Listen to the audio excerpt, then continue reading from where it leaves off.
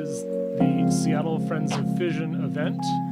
We are here to educate the greater Seattle area about nuclear power and its role alongside other clean energy sources to provide a better solution for the world's growing energy needs. We're going to be joined by Dr. Jim Conca. He's going to give us a briefing on the Representative Mike Simpson's proposal to free the lower Snake River, and this is very important for our local ecology and to support more wild spaces to recover populations like the threatened salmon population. So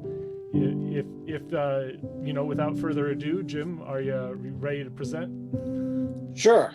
Great. I don't know if everyone's on yet.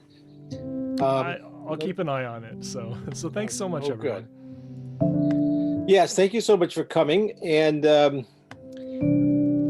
from the title, I hope everyone can see that. So from the title, there really is no good answer to this. I'm not going to be giving a talk that's like, this is what we should do. There is no good answer. So what I'm really going to do is just kind of go over everything and tell you what the complexity is and how most people's view of this is probably not correct. And that's the case with a lot of issues. You kind of get one side that pushes and they, clamp onto one or two issues or aspects, and it's simplistic and it doesn't really address the major problems. So removing the lower Snake River dams, the question is should you do it? Should you not do it?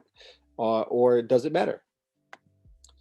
I just kind of want to go over the key statistics about our energy state in America. Right now, the United States is 2/3 fossil fuel.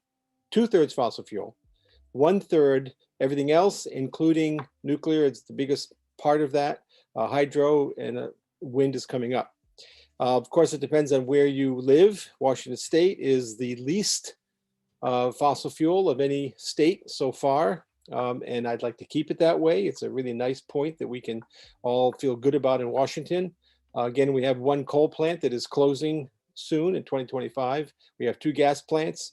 We have 1 nuclear plant. Mainly we have hydro and a little bit of renewable, and which includes bio. West Virginia is the most fossil fuel intensive. Illinois is the most nuclear intensive. Now, if you look at the renewable generation alone, hydropower accounts for more than half of that. It always has and will for a while. Wind is coming up again, big time. The others are still quite small. Now, let's see, I have a little trouble seeing that. Anyway, America's largest source of renewable energy is 2,198 hydroelectric plants, 7% overall electricity generation. Renewable in 2014, approximately 100 gigawatts of existing capacity, including 22 gigawatts of pumped hydro storage, if you know what that is. 50-50 generation split between public and private and federal. Most of the ones here in Washington State are federal, but we certainly have a lot of private ones as well. Now, the whole problem with this issue is that there's so many benefits that come from a hydroelectric dam. Okay, there's flood control, irrigation, water supply, recreation. 84% of our fleet provides one or more of these things. And then there's again the climate change aspect of non-fossil fuel generation. Each year, hydropower helps avoid about 200 million metric tons of CO2. Whether or not you care about that is one thing. Some people do, some people don't. If we look at hydropower, I'm just going to kind of fill in the country's status of hydroelectric power. And if you look over in this, on the right side, you'll see the timing in which they were built. So pre-1900, there were a few, not many. There was one in Washington State. There's just a few around.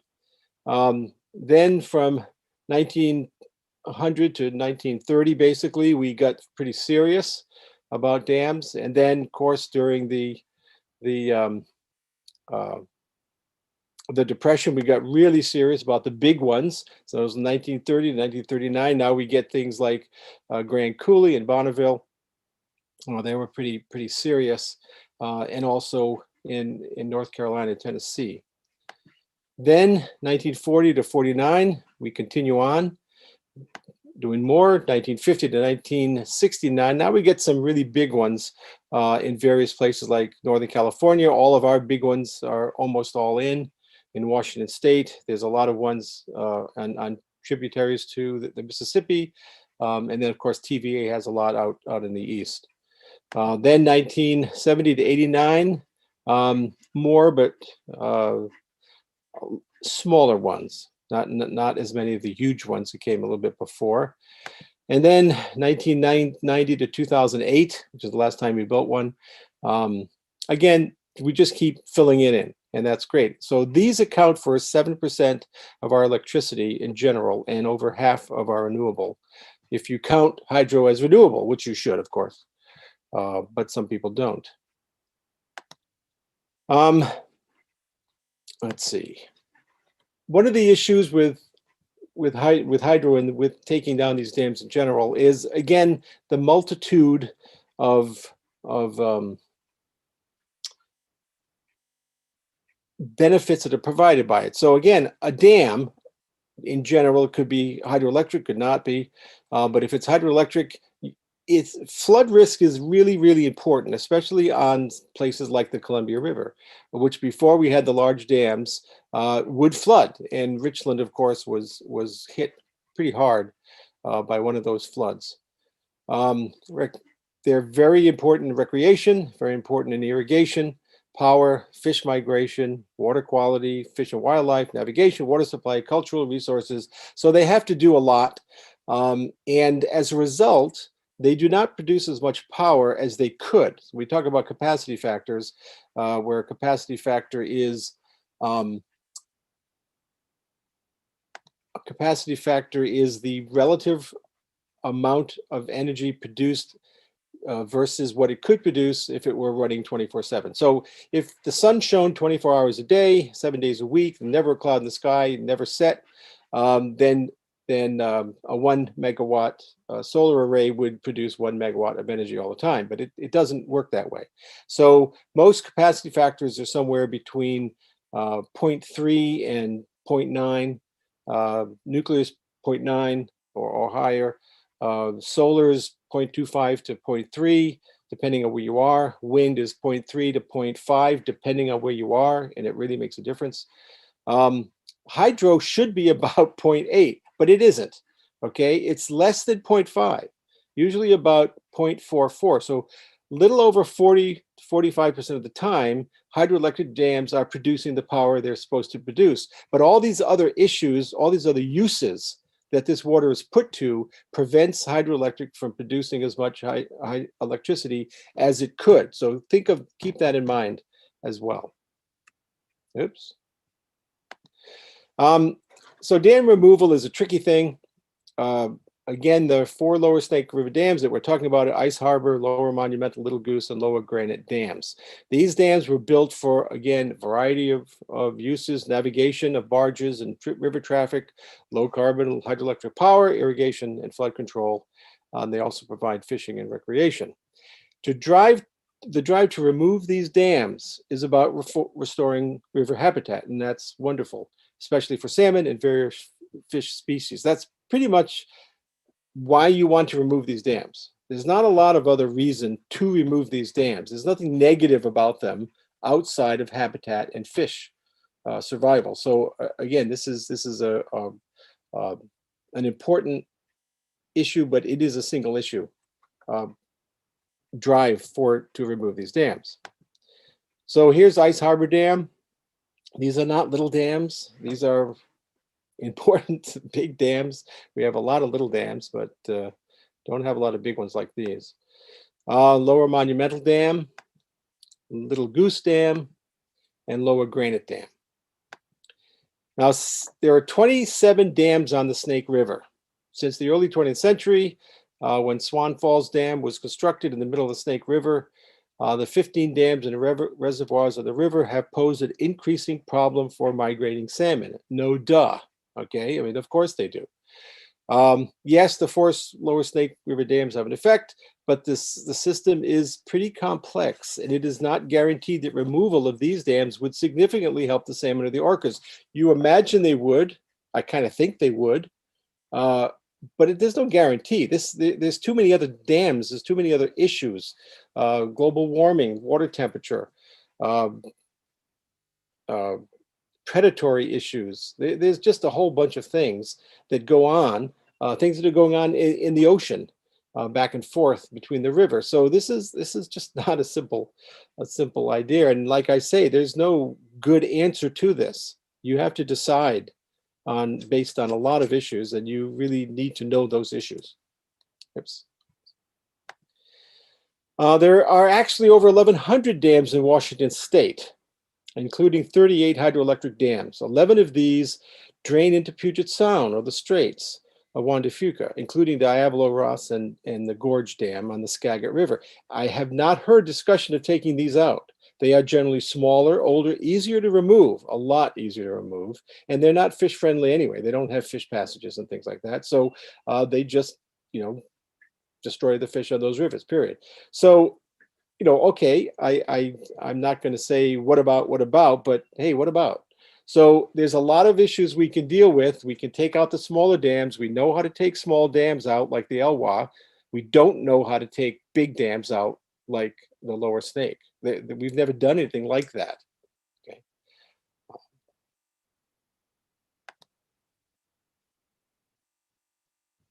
Let me see. I'm sorry. Let me get back here. Okay. The irrigation provided by these dams is a critical part of the region's economic boom, and we'll get to how Representative Simpson has addressed that. There's 10 million tons of commercial cargo and nearly 67 million bushels of wheat are transported along the Columbia Snake River, and it's a essential part of the economic boom that we've been seeing. I mean, I can't believe Tri-Cities housing prices still going up. I mean, they're still going up even during the pandemic. It's crazy. But this is an economic boom here, and part of that, in fact, a lot of that, is due to agriculture and cheap energy. Now, this would have to change to truck and rail. If we take out these, then you load them onto barges for the final destination. That's cute. Sorry, destination. So again, you're going to switch from barging along the river to driving and rail, and so you're going to that is not trivial, because when you're transporting this amount, you are going to have rail cars all the time going up and down those rails, and it's okay. But we've had some problems because we have an infrastructure problem we are not dealing with. We are not keeping our infrastructure up. So now we're going to say we're going to take down these dams, and we're going to, double the large road traffic on the roads and double the amount of rail traffic on the rails. Well, okay, we could do that, but you better make sure that the infrastructure can take it, and that's fine. On the other hand, about 3 million cubic yards of sediment have accumulated behind Lower Granite Dam. This is one of the issues with dams, is a sediment accumulation. And as a geologist, I can tell you, we don't know what to do with that stuff.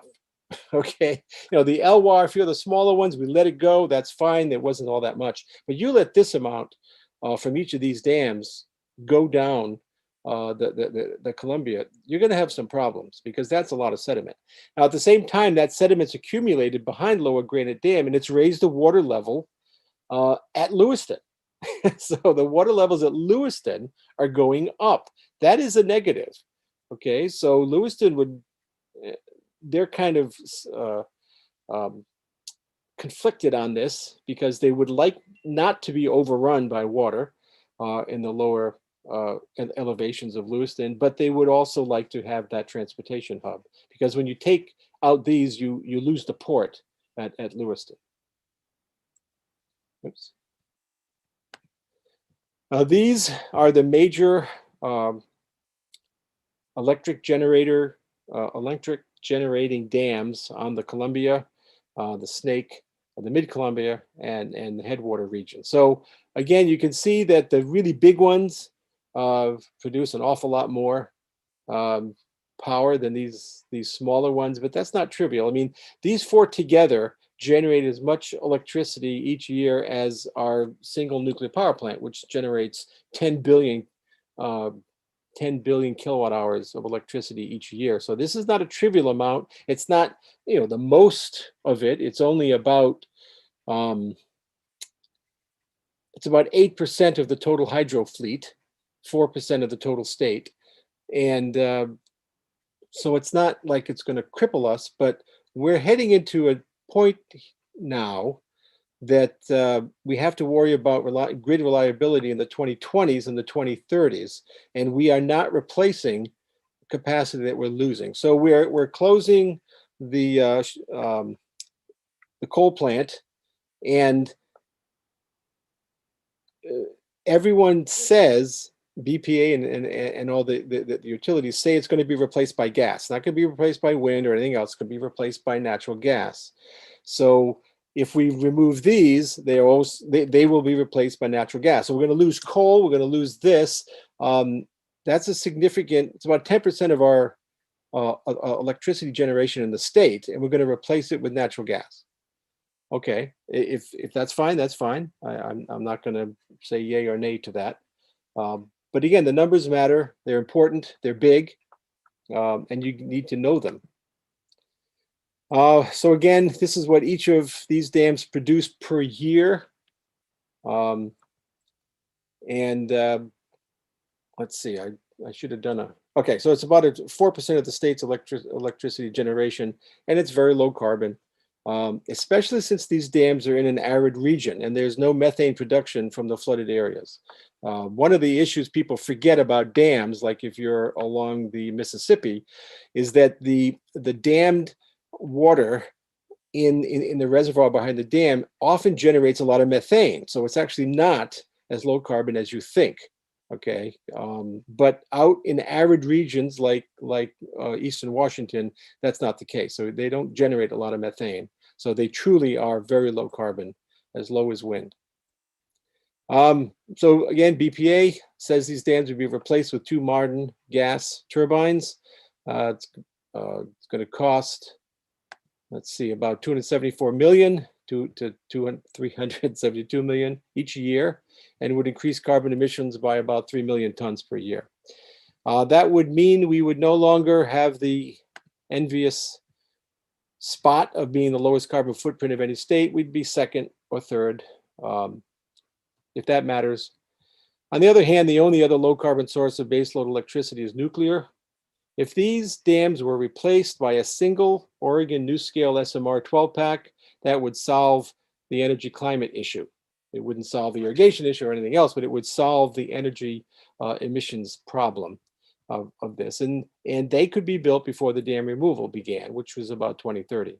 So again, the timing is important. Dam removal is a lengthy project, very lengthy, at least 25 years till completion.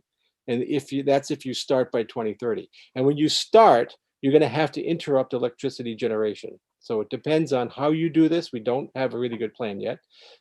Which one you take out first, probably the lower one, lower granite, and how you go from there. So it's very tricky how you interrupt electricity generation and bring on new generation. You have to prepare for that.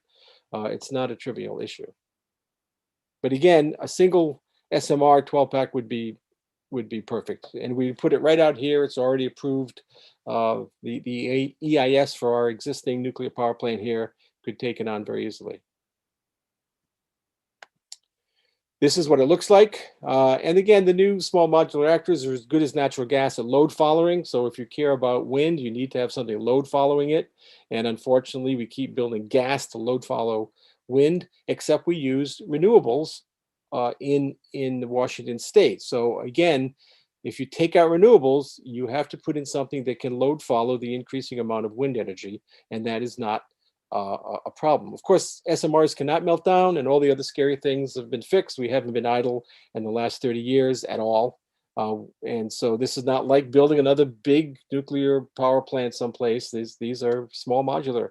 I can't believe it took us this long to figure out that size mattered, but it does. When you shrink the reactor core down sufficiently, then you can't melt down because the surface area to volume ratio changes significantly, and you can bleed off energy even passively without any active cooling system faster than it can build up. So it just can't melt down. A direct tie between higher ocean temperatures and lower number of returning adult salmon. This will not be addressed by removing these dams. Okay, this is one of the problems with global warming. Is the ocean is taking up more than 90% of the excess heat. It's not the atmosphere; it's the oceans that are the driver here for most of global warming effects. And so this is going to have a problem, and it has nothing to do with dams. And the same thing with the acidity of water on decreased oxygen levels, all as a result of what we're doing to the oceans, not to the rivers. And that has reduced the availability of critical prey for salmon. Now the IPCC has said, again, the ocean warming is going to really impact the abundance of marine life and fish populations in coastal areas. That's what we're facing here. Again, so if you're just thinking that salmon are affected by these 4 dams, you're going to miss a much larger problem. And again, this is going to continue. I mean, we're not decreasing our emissions at all, which is really depressing. And the temperatures continue to rise, and so salmon are going to certainly face an uncertain future no matter what we do. And that, that's horrible. We need to do everything we can to help them. So, on the other hand, more than any other industry, there is no industry like hydropower that invests millions of dollars a year to improve and mitigate the impacts of hydropower and enhance water resources. We have spent almost $10 billion on helping salmon, and no other industry has done that in any way, shape, or form. So, now, it makes sense for some dams in the U.S. to be removed, but not all dams. Again, if you get rid of all dams, we're going to have a real terrible problem with flooding and with power. Now, there are certainly dams that are candidates for removal for a variety of reasons. And so it has to be based on sound science. I know we keep saying that, but we keep not doing that. But we keep saying that, and that's okay. We need to do that. And it must also, take into account the loss of generation and the source. Now, it could take up to 25 years to remove these lower Snake River dams. That's a long time. This is not a quick overnight thing. Now, the question is this going to be in time to help salmon? I mean, there are a lot of studies that say wild Chinook salmons are going to be gone in 20 years. So by the time we take out these dams, if salmon are going to be gone, what have we done? Okay, so again, I hate to keep doing this pro, con, whatever. There's no good answer. Okay, there's just a lot of problems. And no matter what we do, there is absolutely no way to restore fish runs to pre-civilization levels. We are not going back to the year 0. Okay, it's not going to happen no matter what we do. There's too many things that humans have done to this planet and are continuing to do to recover pre-industrial level. So just, you have to understand, if you get rid of these 4 Snake River dams, that's great, but you're not going to get back to to the runs before the dams were put in. Now, trying to keep fish alive, again, this is a classic fish ladder. And, there are different routes that we take to get fish around. We actually transport them. We transport them by truck. We transport them by barge. We have adult fish ladders. So we do, we have certain things that juveniles can bypass. In general, they haven't been very good because we have not done everything we could have done to do it. This is just a classic dam fish interaction. So again, we have some juvenile bypass systems, but a lot of times the fish just go through the turbines and they get killed. There's no way around that. Fish spillways, we have different types, the standard, and then we have a raised weir, which makes it better. So let's go over each of these. There are things we can do. 2016 comparative survival study, I'll refer to it as the survival study, predicted benefits to fish survival by increasing spill levels, but mostly at low flows. So again, at low flows, you're going to sacrifice energy production for fish. That's fine, okay, especially at low flows. So if you increase the spill levels, yes, you will increase the smolt to adult returns, and the long-term abundance increases. It should. The study also found that Upper Columbia and Snake River steelhead and salmon are not achieving the regional 2 to 6% return goals. Not surprised there. Only the Mid-Columbia River populations achieved their return goal, which is good. These populations, which are below the confluence of the Snake and Columbia, have met the survival goals in all but a few years. So this demonstrates we can do this. Okay, you just got to be careful, and you got to spend the money, you got to do it right, but we can increase return goals, and we can meet the goals that we've set.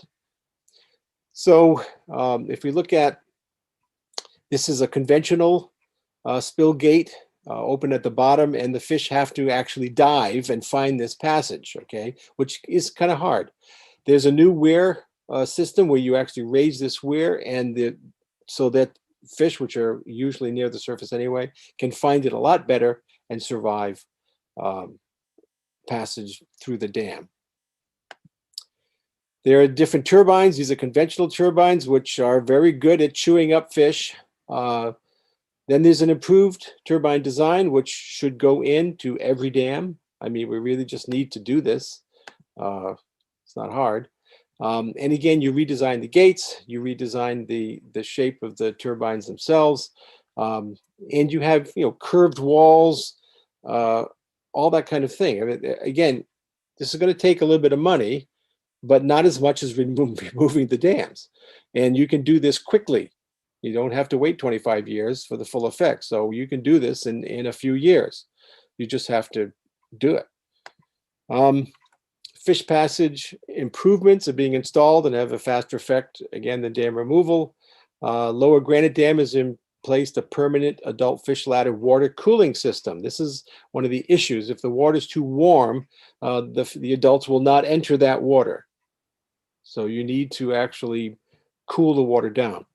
And then they've also installed a juvenile bypass system that daylights juvenile fish passage by reconfiguring the transportation channel for the juvenile fish through a larger elevated bypass flume. Fish passage improvements over the years have brought fish survival rates through these dams up to a reasonably high level. The number of adult fish returning from the ocean is higher now than 1990s, which isn't saying much because they were like 0 in the 1990s, okay? So, okay, yeah, they've gotten a lot better, but we need to make them even better. So here are the cooling fish ladders, and it's just cooling by evaporation, evaporative cooling. That's fine. And this is very, very simple, very cheap to install. And so every single dam should have this. That's just the way it is. So again, we know what to do. Going from that point to actually doing it is always a problem. It takes money, takes commitment. It takes elected officials that actually care about listening to engineers and scientists that are talking to them. But we can do it. I tried to get some graphs about how things have gone in the last 40 years. So again, I'll just kind of run through them. This is shows that, yeah, pre-1990, pre-2000, things were pretty bad. They got a little bit better when we started installing these technologies to help the fish. And, you know, they're good. Now, this is not great. This is, 70,000, per year. That's not fantastic. It's a heck of a lot better than, 3,000. So,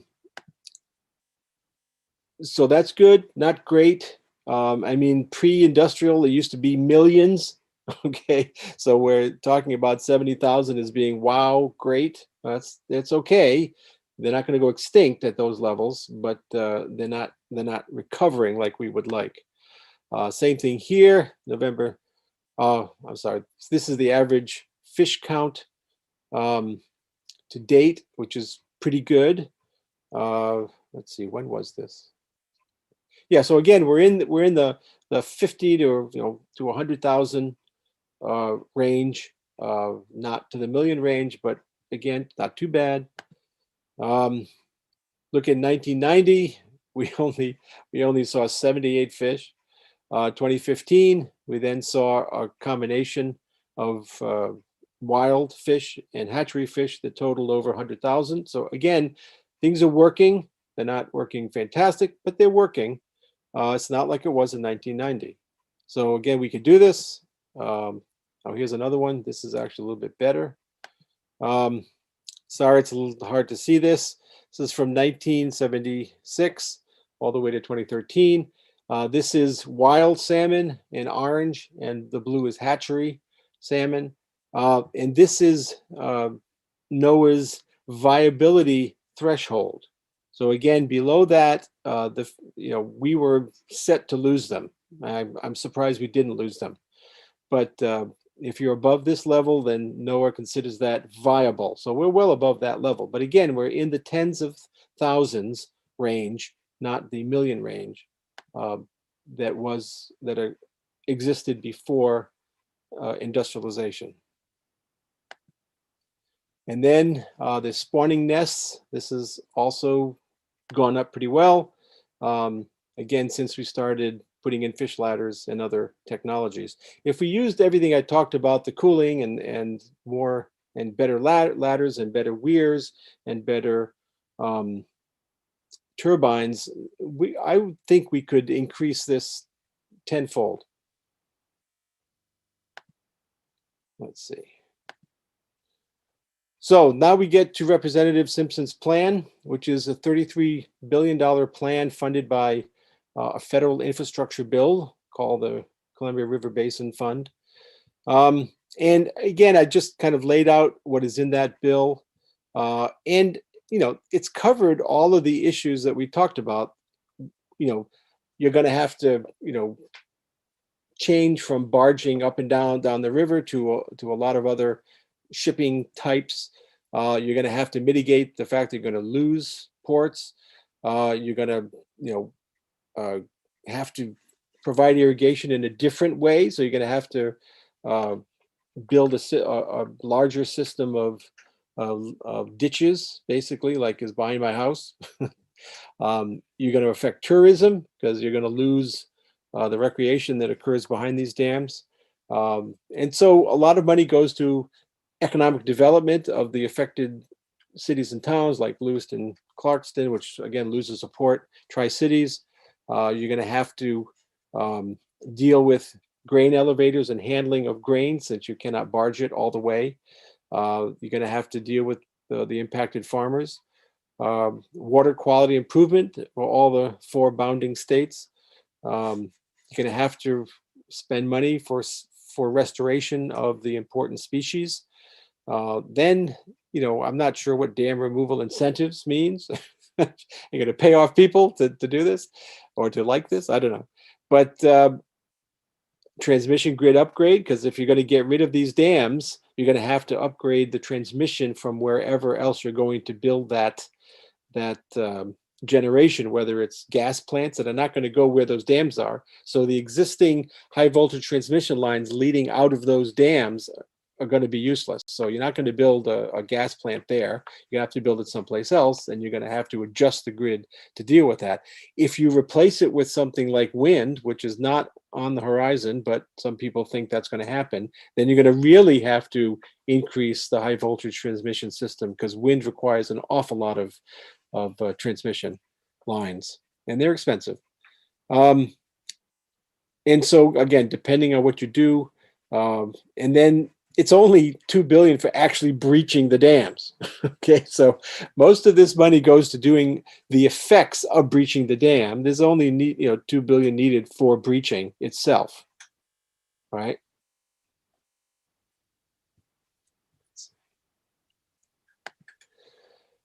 Now, we have never decommissioned dams this large, ever, ever. Not anything remotely approaching this size. So when everyone talks about, oh, we've done this before, no, we haven't. We haven't done this before. We've done small dams that didn't have a lot of sediment behind them, and they were small. So we've done stuff on Savage and Rogue River, on the Elwha River. A third of the dam on the Savage Rapids Dam was left in place, since it's exceptionally difficult to remove the whole dam and not have dangerously high levels of silt and toxic components. One thing that builds up behind dams and sediments are heavy metals, and they build up naturally. It's not from anything that goes on human activity. It's pretty much erosion of rocks that have small amounts of heavy metals in them, which most granites do and most sediments do. And they collect behind these dams. One of the problems is that when you let them out all at once, you end up killing everything downstream. Okay, so you have to really let that sediment out slowly. Now, the Savage Dam was built entirely for irrigation and did not provide any flood control or hydroelectric power or anything, and it's pretty tiny. But again, everyone talks about it when we removed these smaller dams. So this is just flood control. It wasn't any big deal. And that's easy to remove. There's not a lot of effect there. Others we've removed. This is the Glines Canyon Dam. It's probably the biggest one we've removed so far. Again, there were no fish passages. This is a pretty small dam. It wasn't actually supplying hydropower or anything else. And so we could take that out. Here's the Elwha that almost everyone talks about as the type set for removing dams. And this is what it looks like as the sediment is coming from the area behind the dam. And it's a fair amount. It's okay. I don't think it's done much damage to that part of the straits. But it was a big deal. Unfortunately, this was a teeny dam. I mean, this is a little teeny dam. And so you can't use this experience for removing something like the Lower Snake River dams or any other large hydroelectric dam. So again, this is small, didn't have a lot of sediment there. And you saw, this wasn't a lot of sediment, but here it is. If you increase that by 100-fold, then you're going to have some problems with sediment. So I just want to say it is no clear answer to this issue. I mean, there really is not. And I get a little frustrated with people that think it is. It should be up to the people of the region. I mean, people from Seattle and DC should have some say, but I'm sorry, they shouldn't have the most say. The people that are actually affected by this. There are alternatives to all the benefits provided except habitat restoration. But it will be a long and difficult process, and it will be overly politicized all along the way for the next 50 years, regardless of what happens. Like I say, it's going to take 25 years for this project to be done from when it starts. So we're talking about starting in 2030 and ending in 2055. Okay, I'll be dead. In fact, most of the people I'm looking at will be dead. I hate to say that, but that's important. The timing of this is not trivial. Now, I do want to say, at the same time we're talking about taking out these dams, we are also talking about increasing dams, increasing hydropower, because it is a majorly important non-carbon source of energy, and it is the best one to load follow renewables like wind and solar. So again, we basically, in the Pacific Northwest, we use hydro to load follow all our wind, which is kind of a waste of time because you're just replacing one renewable with another. Doesn't help, doesn't replace fossil fuels, so it's kind of dumb, but that's okay. But the problem is if you increase renewables as much as everyone's talking about, then you're going to have to load follow it with something. So you can use small modular reactors, or you can use hydro. They're really, or keep doing gas. I mean, the problem is when you build a new gas plant, like we're going to do, to replace these dams, if we take them out, then you lock yourself into gas for 40 years. I mean, no one's going to shut down a perfectly good natural gas plant ahead of schedule for any reason at all. I mean, the investors will scream, and it's probably illegal to force them to.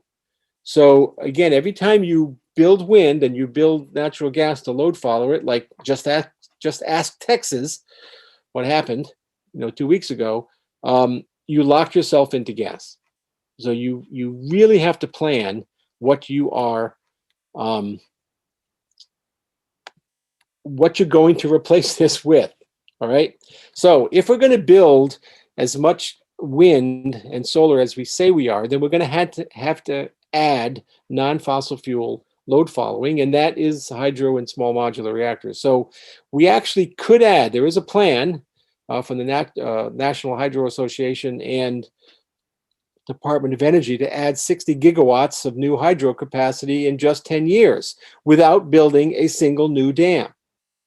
And that's kind of cool. So here are all the non-powered dams across the United States that could be powered without building a new dam anywhere else. So the advantage of that is that the people who live near this dam are already used to a dam being there. Okay, the environmental impacts of a dam being there are already there. So you could simply power them, make them produce electricity, and you could double the hydroelectric capacity we have in America without building a single new dam. This is fairly key. And one of the real tools we have to address decarbonization in America is by doing this. If you don't do this, I can't say how it gets done at all. Thanks. Questions? I want to stop just for a second. Thank everyone for joining us tonight. Thanks, Jim. It's been a lot of interesting stuff to think about. Seattle Friends of Fission believes, like everybody else, that it's going to be a huge issue for our region. And people need to be thinking, looking at the science, weighing the options. I think you've presented a lot of different points of view. We're going to have questions and answers in 1 second. And I just wanted to mention that people can watch Cascadia Climate Action, their Facebook page, their website, with their calendar of events for possible future panels on this issue in the next few months. It's being talked about, and there's, as you can see, a lot of different experts that can weigh in from different directions. Okay, and first I have to correct my pronunciation of Skagit. It's Skagit. I'm sorry. That really puts me geographically locates me away from Skagit. Sorry. Oh, okay. And then I wanted to remind people that there is always a public comment period when, if this really moves forward and becomes a considered government position, that may happen, there's always a public comment period. People will be able to weigh in. It's probably way down the line in ways yet, but it's something to remember. It's a way that people, all of you, can get involved and have a say. So I'm going to mute myself again and let people manage questions and answers. And remember, let's ask questions and give Jim a chance to give us a few answers. Great. Thanks so much, Paula. And just to remind everyone, I am streaming and recording. And so let me begin with people who might not be interested with appearing on stream. If you're not interested in appearing, please turn off your camera right now. If you're not interested in being heard on stream, please keep yourself muted when we allow you to unmute yourself. We will have that point, and based on how interested everyone is, we may do some breakout rooms. I saw a lot of great comments in the chat, and so I want to start with Sharon. Sharon comes from a place dear to me in the environmental movement, and so I want to do real justice to the concerns she's expressed. Jim addressed the abundance of salmon as it means for the species itself. Jim, do NOAA's studies address the impact that a lower than ancient salmon runs have on our orca populations? I don't know. I apologize for that. I think it's really difficult to model that, first of all, but the connectivity is there. So yes, the orcas will have much greater survival rates if the salmon increases. However, there's a lot of other issues that hit the orcas, besides getting hit by boats and things like that. Again, the temperature of the ocean water that they're swimming in is deleterious to their health as well as to their food sources. But yeah, the question is, you have to read the NOAA report more carefully. Great, thanks. And next, I'm going to go with Heather. She asks, aren't we selling surplus energy to the market at below the cost of production in some cases? Oh yes, we do that all the time with every single source. Okay, so the same thing with wind. When you've probably heard of negative pricing. So when the wind comes up and all the wind turbines are actually producing a huge amount of power, they can't give it away. And so the cost of that is basically zero, and that is occurring a lot in California with solar as well as wind, and that kind of makes the grid very, very upset. Because it doesn't know what to do. That's why I like regulated markets. I mean, I am a regulation hound. I hate deregulated energy markets because then you can kind of shaft everyone whenever you can. And they do all the time. So California does that all the time. New York does that all the time. When it gets really cold, suddenly your electricity prices double or triple. I don't think that's right. In the Pacific Northwest, which is a regulated market, that does not happen. Okay, so we as users do not see our rates change for electricity that we use at all, depending on the weather, depending on nothing. I mean, that's what BPA has to do. It has to figure out how to supply us with the energy we need at the price that's constant, which right now is 8 cents a kilowatt hour, which is the lowest in the country because we are regulated and because we have so much hydro and one nuclear plant. So again, we really are blessed in this region. And so when you go in and you start tinkering with it, people talk about deregulating this market. Your electricity prices will double overnight if we deregulate this market. I mean, that's just absurd to deregulate. But we're talking about it because California's done it, and their prices have skyrocketed. Same thing with Texas. So Texas is deregulated, and now people are seeing huge $1,000 bills from that cold snap because they could. There's no regulation that says no, you can't gouge people when things are bad, because in a deregulated market you can gouge people when things are bad, and they do all the time. So again, yes, when we have surplus, we can sell it for whatever we want to sell it, because we are required to provide the people here that live here with power, all the power they need at 8 cents a kilowatt hour. So whatever we have excess, we can sell for whatever we want to sell. Layla, well, I hope I'm saying your name right, asks, do hatchery and wild salmon interbreed after release? And I think implicit in this is there anything in the hatchery salmon which are released which have been modified, or do they carry additional diseases or something like that? Usually they carry, yes, they can interbreed. Usually they carry diseases, but we have gotten better at that, a lot better. And the reason they carry diseases, just like humans and rats and everyone else, when you stick us together in too high a concentration, then things get bad. And so that's why during this pandemic, we're told to stay apart, because when you have too many of a species in individuals together in one spot, whether it's in water or whether it's in air, it doesn't matter, then transmissible viruses and bacteria and fungus and worms go crazy. They love that. so hatchery fish has always been a problem that way.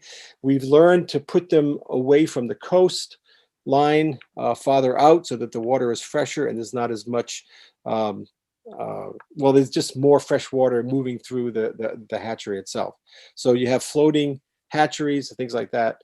And again, I apologize. I am not a fish biologist. I'm a geologist. So although I have a degree in biology, but not a graduate degree in biology. Great. So Kate has the question, and I'm really excited for this one. Is a $14 billion investment a realistic figure to provide the same level of power production as the dams which might be removed? Absolutely. It's more than enough. It's absolutely more than enough. So if we put 14 billion to replacing that, and again, we replace with a single SMR and hook up to the grid with that, yeah, we wouldn't even spend 10 billion of that. Now, and again, when I mention capacity factors, the fact that these dams only produce about 45% of what they normally could, that's a factor there too. So again, you don't have to pay double because your capacity factor is only 0.4. So if you're a gas plant or a nuclear plant, well, nuclear, the capacity factor will be about 98%, but gas will be about 70%. And so again, those are high capacity factors. These dams are low capacity factors. So you gain that, and that saves you a lot of money. So we had a couple requests for sources, and I know it might take us a minute to organize ourselves. So we'll give you a break. Maybe we'll go into breakout rooms, and we can provide space to deal with that. Or if you follow Seattle Friends of Fission on Facebook, we'll make sure that the sources for these figures get in. Rick is interested in the figures for the hydro production of the Lower Snake River. Also, with the economic impact, he's very concerned, and so I'm sure that you'll be able to help us out with those figures. Heather says that she hasn't heard of any studies showing ocean temperature effects on the southern resident killer whales, which was mentioned. Maybe you have that one on the top of your head. No, I don't. Okay. And I don't know the marine biology as well as I should. I just know the energy and the geologic aspects of riverine environments more. And so all I've gotten from there in general biology as well is from these reports.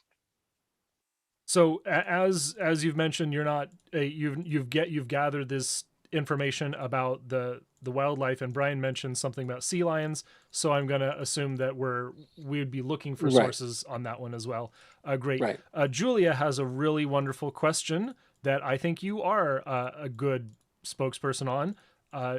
Do you think that public ownership rather than investor-owned power generation would help with electrical service and cost stability? And as well, do you think that we'd be able to unite the East and West and Texas grids? Yes, absolutely. And I don't like investor-owned plants, just like I don't like, I mean, this America, someone's going to make a buck. I absolutely understand that.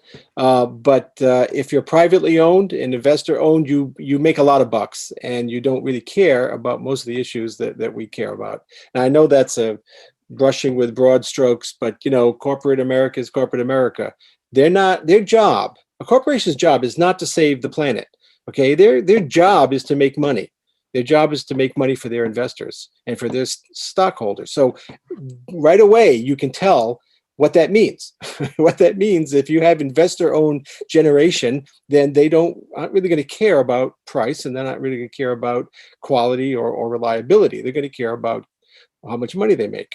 Okay, that's fine. I don't want to be too cynical, but that's what you get. So every time we have privatized a major thing, it has always cost more. The quality has always been degraded. There's no question about it. So, yeah, I don't want investor owned. That's why when everyone talks about privatizing BPA, God, I want to strangle them. Excuse me, I probably shouldn't say that. But, I do, because that's insane. It's worked great. It's kept the prices low. They're not out to make a buck. Okay, they're a quasi-government agency. It's not their job to make a buck. Okay, if corporations take it over, it will be their job to make a buck, and that's all there is to it. Is So that the it's case? worked great. Is that the Yeah. case for an existing nuclear plant? Yes. Oh, yeah. No, the Columbia Generating Station is a not-for-profit entity. It's actually a government, a quasi-government agency, a state government agency, which is why it's so good and why it's so cheap. I mean, it produces electricity at 4 cents a kilowatt hour, and that's what it can sell it for. Actually, it produces it at 3 cents a kilowatt hour. They sell it for 4 cents a kilowatt hour. That's it. They have to. They can't raise it. They can't make any profit from it. So they only sell it at cost, and also these lower Snake River dams do the same thing. They're owned by the government. They are not for-profit entities. So yeah. So now when the gas plant gets built to replace them, you can be awfully sure it's going to be a private entity. So Rick right. Rick wants to push back on that. The prices used to be the lowest in the Northwest, but now they're the highest by 30%. I wonder why that might be. Okay, I didn't know they're higher by 30%. Who says? Well, I suspect it has something to do with the availability of cheap methane on the grid. Could that be what? Okay, now are you talking about the entire Pacific Northwest? Or you're talking about Washington State. Washington State is 8 cents a kilowatt hour. That's all it is. Okay, it's not anything more. Mm-hmm.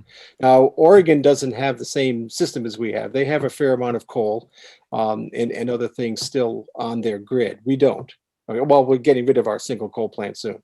So again, I apologize. I'm not sure what you're comparing with. Okay. Now, other places like Vermont, before they closed their power plant, their one nuclear power plant, we always competed with them for cheapness. The same thing with Louisiana. So the three of us were always kind of close. We were usually ahead. I think we're still ahead right now. But yeah, they could have passed us by a half a cent. I'm not quite sure. Yeah.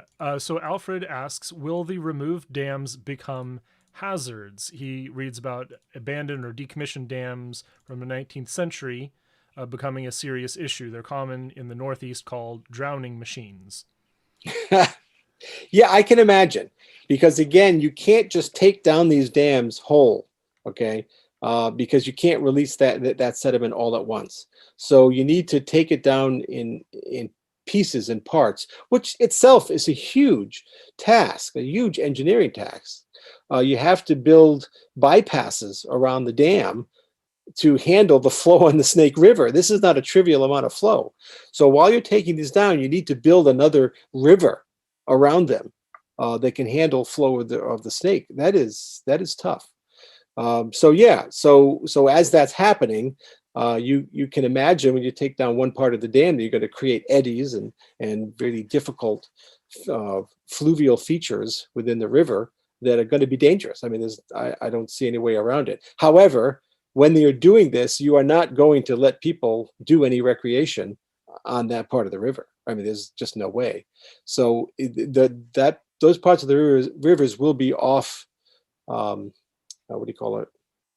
Will not be available for people to be on. So I guess in that case, now he's probably talking about permanent features, because again, a lot of the dam removals have left a significant part of the dam there, kind of as like, a normal outcropping of rock from a mountainside that juts into a river kind of thing. So that might also create bizarre eddies.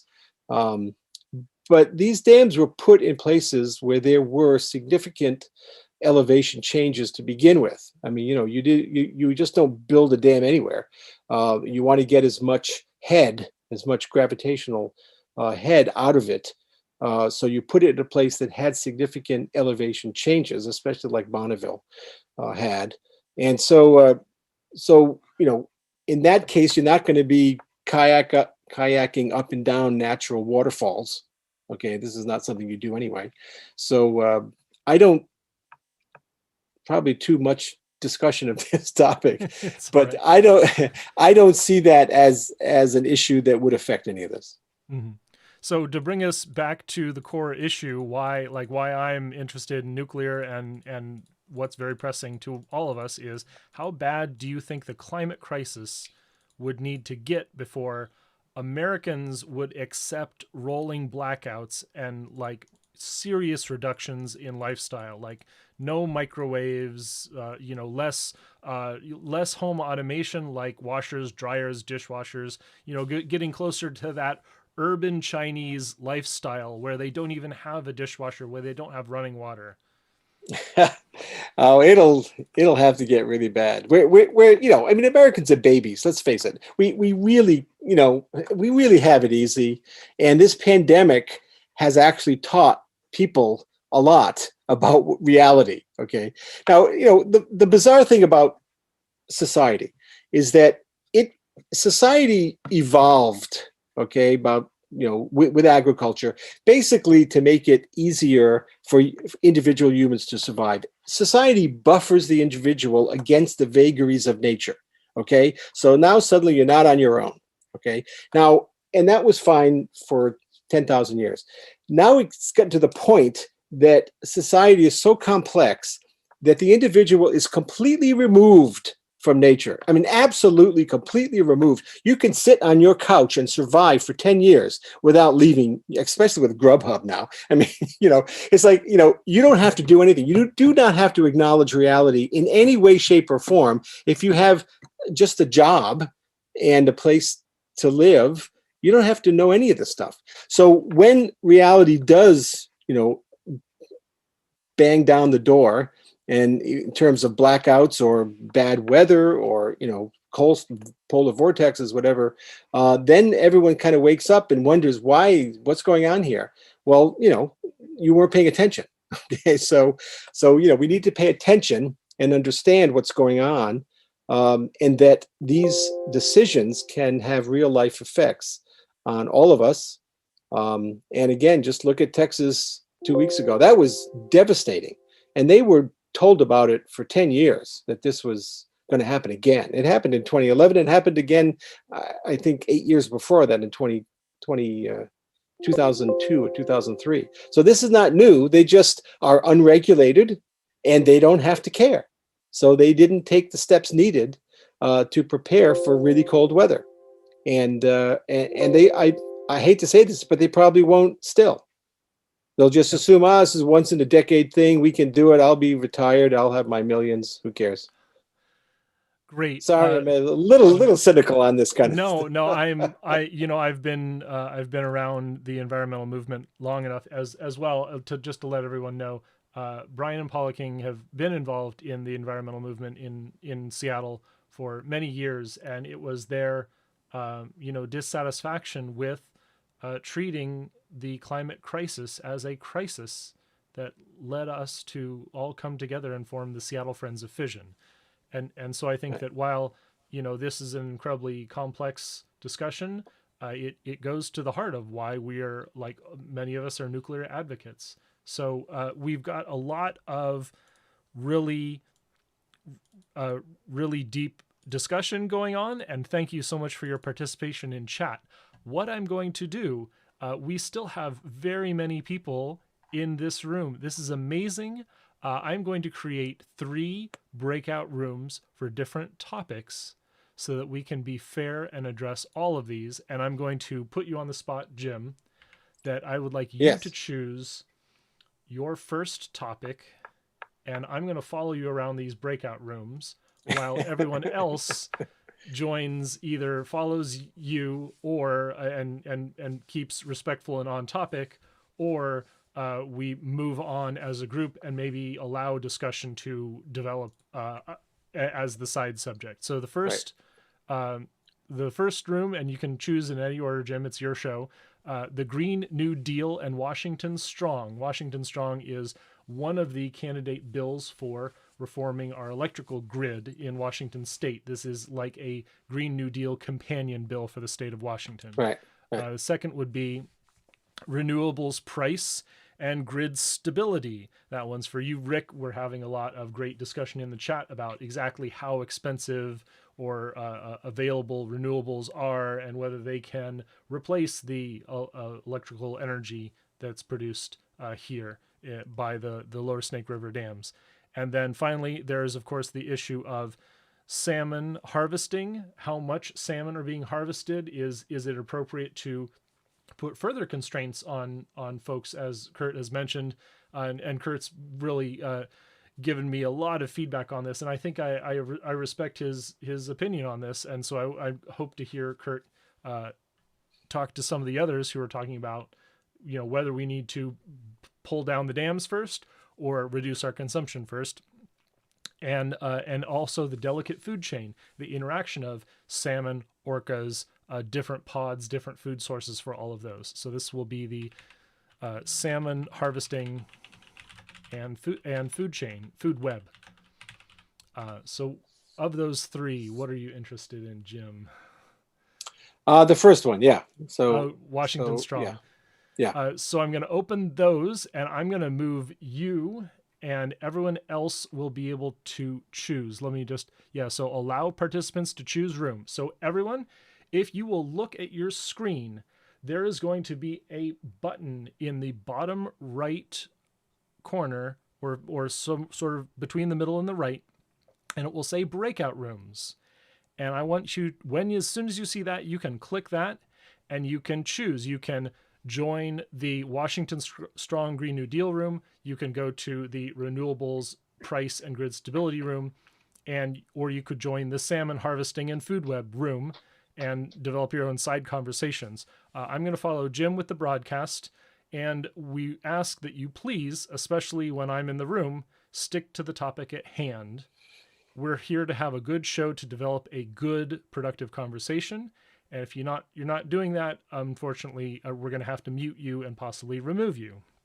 And we've got a few moderators spread throughout to help that happen. There's also rooms 4 and 5. I'm just going to leave those. So let's go.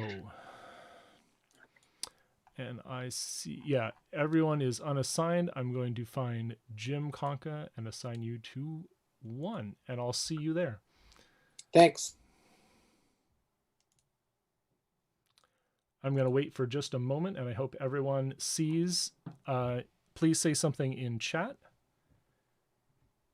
Let me allow everyone to unmute yourselves and start video.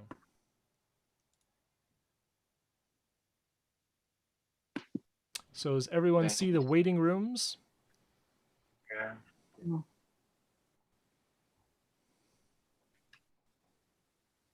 So do you just click on them to join? Yes, you should be able to see a join to the right of each of those rooms. I don't see a join. Don't see a join. So, Yeah. Layla, sorry if I pronounced that wrong. Which room would you like to go into? The first, Green New Deal, Washington Strong. Okay, and Rick? I'd like to go to renewables, please. Great. And Laura, you're still muted. I'll move Matt into the Green New Deal room. I will. Anyone else have a request? Please type it in chat. Put it in chat. Chat. Where's that? Oh, You're going to put us into Green New Deal. Yeah, that's what I'm doing. What you're doing? 4 more people. Let's see if I can help anyone there. Oh, Paula, you're trying to go to the Green New Deal room? Yeah. Okay. And Laura and Steve, May I go Evans, to and Marie. May I go to the Green New Deal room, please? Type into chat so they can read there. You want to go third room, they're going to put you there. Okay. Okay. Steve, was that the third room was the salmon harvesting? Yeah. Steve Yeah. Evans. Great. Yeah. And Steve Vurry, you're the last who I haven't moved. I hope to see you. I'll move you to the Green New Deal room so that I can help you out later.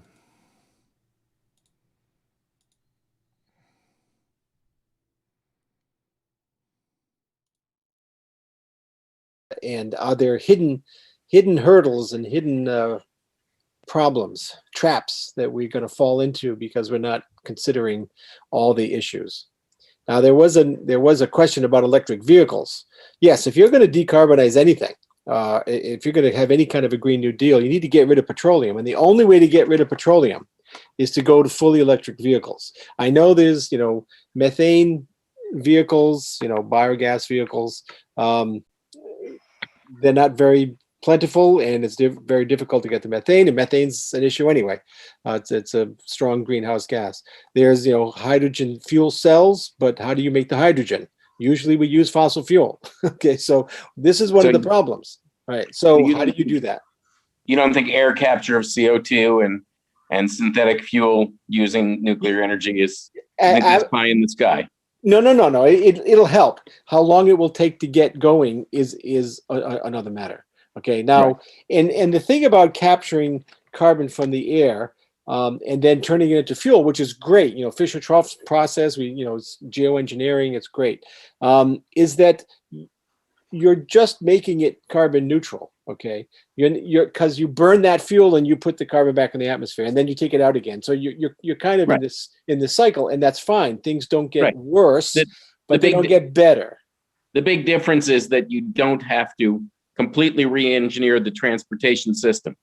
Right. What you do is you just have a few machines that are making synthetic fuel instead of trying to rebuild all of the factories that build all of the cars and all of the trucks in the entire world, which is millions and millions of cars and trucks every year. Yes. That's already happening, isn't it? It's already important to remember that even if you do try to rejigger the entire transportation system, there are fundamental advantages to oil-based fuels. Certain markets will not switch no matter what you provide them. They have to use oil. Right. So you need to give them an alternative. Right. So, long haulers especially, and jet fuel and things like that. Yeah. So military. Military. It's going to be hard to get rid of it all. Okay. And that's one of the problems with the Green New Deal. You can do some good things. Replacing coal with gas is great, but then you're left with gas. Okay. Now, coal, if you need coal's evil. It kills more people than anything else in any other energy source. I mean, thousands of times worse.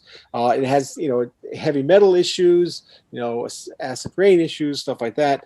But, gas is much cleaner, but it's still a fossil fuel. So, so you go from coal, you get rid of all coal, you go to natural gas. Then what do? That's one of the problems. And what I've been saying is, and I mentioned it during the talk, is that when you build new gas plants, you're locking yourself into gas for at least 40 years.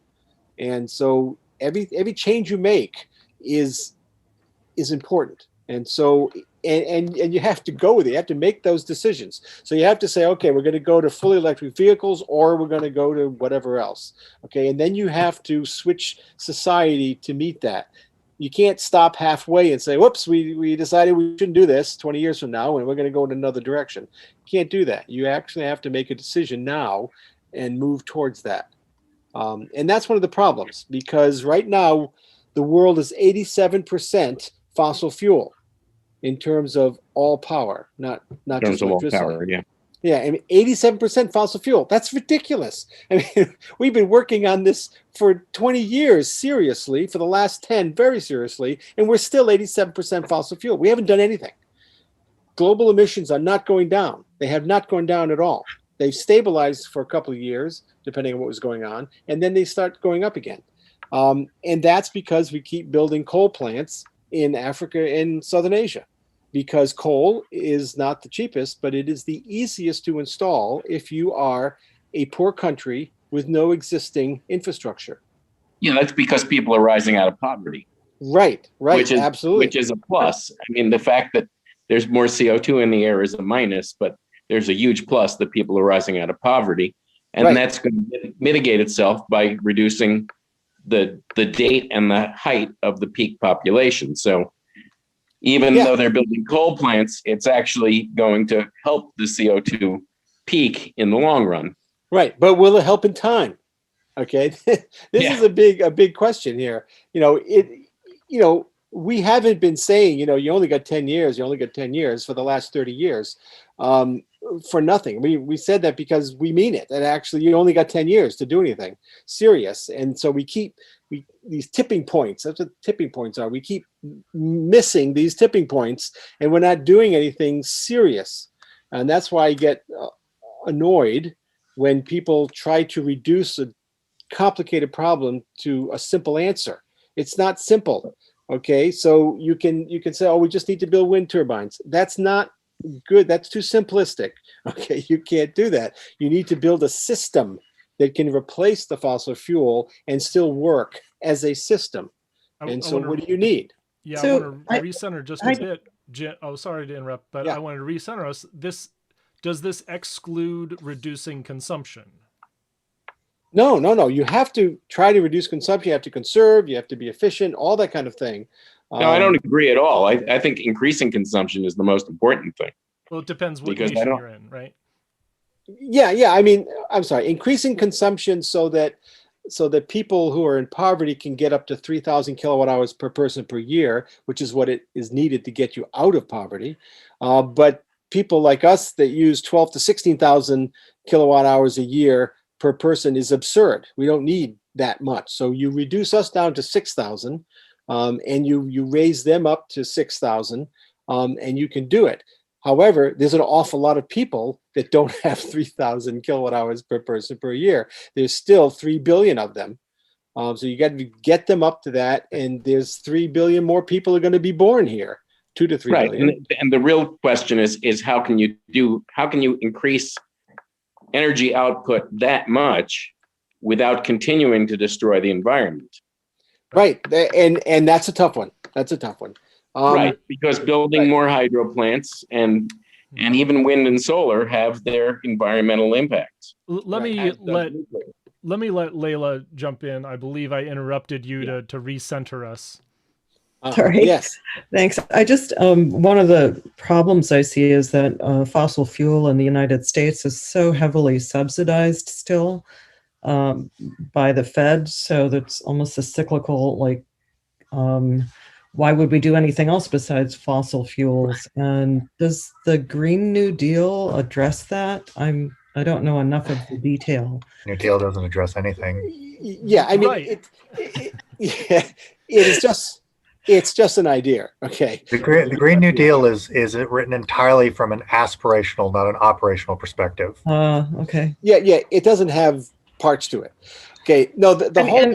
And with small modular reactor, we're talking what, 6 billion or something? It's not. No, it's much cheaper than than almost anything else except gas. Well, so we're talking millions. So it's not like. No. I'm sorry.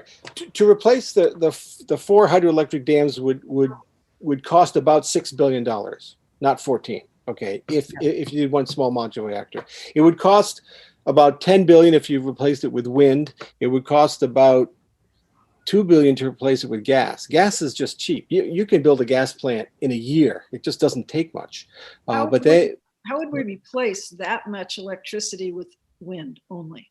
Is that well, you'd have to build an awful lot of wind turbines. You would have to build as many wind turbines that exist already in Washington State. Okay, which is a lot. And okay. it still wouldn't function 24 hours. Well, you would still need hydro to buffer it. And so we have a lot of hydro. So you could say, okay, well, we can get rid of these 4 dams and just do wind, and we can use the existing hydro. We can stress that system more to load follow. But at some point, you need to install a combination of systems that take care of themselves. So, if you're going to do a lot of wind, you need a lot of base load, whether that's hydro or SMRs, okay, or gas. I mean, again, it all comes down to everyone wants to build gas. Every time we replace anything, we build gas because it's easy and cheap, and legislatures love them because they're cheap. So so that's tough. So let's look at like a 500 megawatt system. Let's look at 1,000 megawatt system. Okay, for wind, you'd have to build about 9,000 megawatts of wind to produce that much electricity. That you just have to overbuild like crazy. Can I pause this on this? We are starting to drift into the renewables and grid stability. So that's is there true? Yes, that is quite true. Let's save that because there is a lot to talk about there. Is there anything else about like redeveloping, like after we have this and after we have a plan, is there anything about reducing consumption, getting people to work outside of the fossil fuel industry that is, hopeful. I want to say something about jobs. Jobs and energy don't matter. Okay, it just doesn't matter at all. The amount of jobs that any energy system takes is relatively trivial. Now, nuclear provides more jobs than anything else, but still, the number of people working in the energy industry is trivial compared to the number of people working with the energy they produce. Okay, so the amount of workers that are, say the 10 billion kilowatt hours a year that Columbia Generating Station produces each year here, it has 1,000 workers, okay, but that energy supports almost 1 million people. I mean, that's a lot of energy. So the energy jobs issue doesn't really matter. It's, I mean, locally it may sound good, but it doesn't really matter. And I know everyone talks about green jobs, and it's like, okay, that's great, wonderful. But that is not an issue that should control any of this or a decisive factor for anything, because there's just not enough jobs in energy, period, let alone green or fossil or anything else. I mean, it doesn't matter. May I ask a question? Yes. You had mentioned before trying to get energy out of non-energy producing hydroelectric or dams. I live near Mud Mountain Dam, which is an enormous flood control dam, and I've wondered for years why they didn't install hydroelectric turbines in the first place. Is somebody actually seriously addressing that? Because I know we do have a huge number. Yes. In fact, I'm not sure if you saw that slide I did about the number of dams that can be powered that are not powered now. And your dam is probably on it. And so, yes, so the National Hydropower Association and the Department of Energy have a plan to do just that.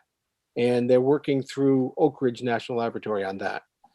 So just Google, How difficult is a retrofit on a big dam like that? It's not, it's very, but it's not as bad as building a brand new dam. Okay.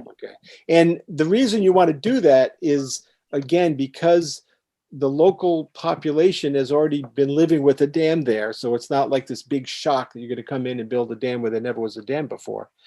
So again, you're trying to increase power without building new dams. And you could double the amount of hydropower by doing that. And that's, to me, very significant. Thank you. Because if you're going to get rid of fossil fuel, you have to bring everything else up. You can't pick and choose. You can't say, oh, I don't like hydro. Oh, I don't like nuclear. Oh, I don't like wind. You can't do that. We don't have enough. Okay. Those are the alternatives. So if we're 87% fossil fuel, then you have to bring up all the other non-fossil fuels as fast as you can, as much as you can, period. You can't say, oh, no, I don't want this one. You can't do that. We don't have enough. And so, again, that's why we have been failing pretty much, because people fight about what they like the best.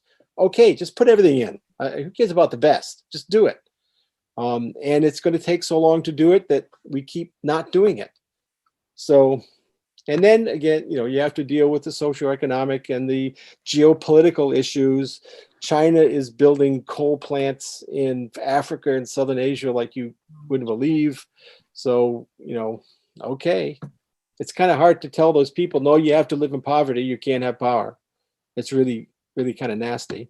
So you have to give them an alternative. You say, okay, we'll build you a small modular reactor instead of a coal plant, or we'll put in I don't want to say gas, because they're going to have pipelines. See, this is the problem. If you don't have infrastructure, you don't have infrastructure.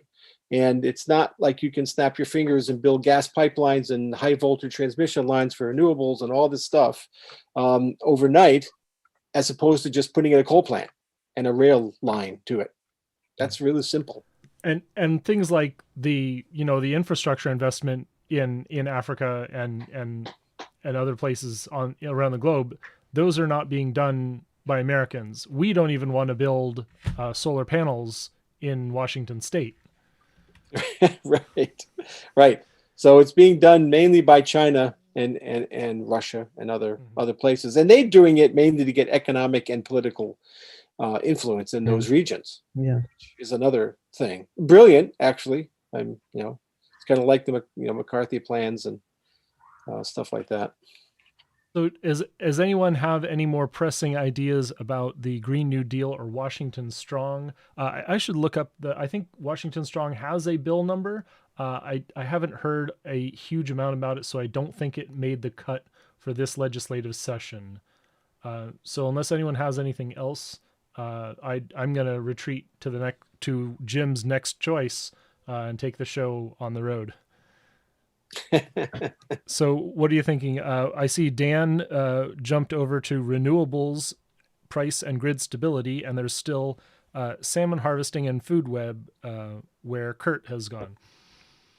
Good. He knows more about it than I do. Can you send me over to the fish? Yes. Please. Thank That's you. Laura. I will send you. Thanks, Laura. Thank See you. ya. Anyone else have requests that I can do for you instead of asking you to use this interface? I know it's difficult on mobile devices. Now we have breakout rooms. So Jim, what's your choice? I'll move the whole room there. Probably renewables and grid stability. Okay, I'll see you there. Good luck. You're going in first, and then I'll be the last one with the broadcast.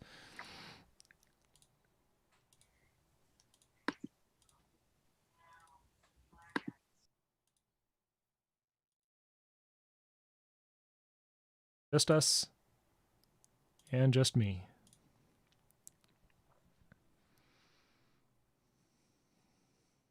They're forcing the renewables to cut back when they're really overstressing the grid. And when some systems like nuclear and like hydropower, if they're in the middle of a run, when they're not able to cut back, then they do force the renewables, force the wind offline, but it's not typical. But this whole business of managing the grid is not one that's particularly easy, and throwing on these intermittent sources really has created some huge problems. Yes, both especially environmentally as well as in terms of actually managing the grid. right, especially in Texas and California. But so yeah, I want to just remind everyone that I brought the show with us, so we are broadcasting to Facebook, YouTube, etc. And let's reorganize and reintroduce the audience. We're talking about the impact of high penetration renewables on the stability of the grid, and that means the ability to deliver power consistently without hurting or expending our resources and damaging our infrastructure. So go ahead, I'll give you a chance to take a gulp of water, Jim, and if you're ready, take it away. Well, yeah, I mean, we've been kind of talking about this anyway. The fact that you have to have, the grid has to be balanced. And so you have to have as much coming in as going out, and you have to be able to quickly, within minutes to hours, depending upon the change, to be able to respond. And we've been tying ourselves to natural gas for that response, or to hydro in the Pacific Northwest only, basically. And we're getting a little stuck. That was the problem with Texas. I mean, everyone, got on board and said, oh, it was too much wind. Oh, it wasn't the wind. Oh, it was gas. It was everything. And so it was wind, in the sense that we know wind does not produce a lot of energy during the cold in Texas, so they were not expecting it. But that doesn't let wind off the hook. I mean, we weren't expecting it because it wouldn't produce. We know it wouldn't produce, and that's a bad thing. I mean, it's not like, oh, that's great, we know it wasn't going to produce. Well, that's not good. I mean, you need to produce when you need it. So the fact that just stressed out gas, which was used to back it up, and there wasn't enough backup gas, especially because it was being siphoned off to heat homes and things like that, which has priority in Texas, as it should. So, Jim, I have a question about this backup power. So in terms of natural gas, well, I should say methane. In terms of methane, but Meredith Angwin made a really good point that when you're ramping up and ramping down these gas plants, that they're not running at their highest efficiency. And in fact, they're putting out NO2 and other noxious stuff because they're not really able to be tuned because Right. they're ramping up and down so fast. Right. So there's some negative there in terms of running the gas plants as this fill-in power. And I wonder, as an expert on hydro, can you tell us, is it just like perfectly fine to ramp up and down hydro at Yes, anytime, or are there negatives to No, doing ramp up and ramp down? There's always negatives in terms of wear on the turbine. Okay, so you have increased wear on the turbine when you ramp up and down. Okay, that's a given. The thing about hydro, right, mechanical wear. So the thing about hydro is that you just spill water over the dam instead of putting it through the turbine. That's a lot easier on hydro than it is on say gas. And I should say, not all gas plants can load follow. Only single cycle gas plants can load follow. Combined cycle, which are really efficient and much better, they can't load follow because they can't ramp up and doon the same way. That's also, Jim, that's also true of the 4 lower Snake River dams. You had stated that they were flood control dams, and the Corps of Engineers clearly disputes that. They call them return of the river dams. They don't have storage capacity. Okay. Therefore, they do not have any capability of producing hydro power on demand. Right. So, they're called run of the river. Yes. All right. They're not storage facilities. That's right. So they cannot produce power except when they have incoming water, which comes from the mountains as snowpack, and it comes in the time of the year when it's not needed, like in March, April, May, and June, when there's low AC and low heating demand. So it's sold on the open market for $20 an hour, and it's $45 an hour for those 4 Snake River dams to produce $45 a megawatt hour. Right. So it's a revenue loss for the BPA. But they still can ramp a little bit. And again, whenever wind, if you look at the BPA load maps, whenever wind comes in, hydro goes down, and minute by minute. So I'm not sure which dams they're using to do that. There are obviously ones have much, some have greater capacity than others. They don't have any water in them during the winter to produce power.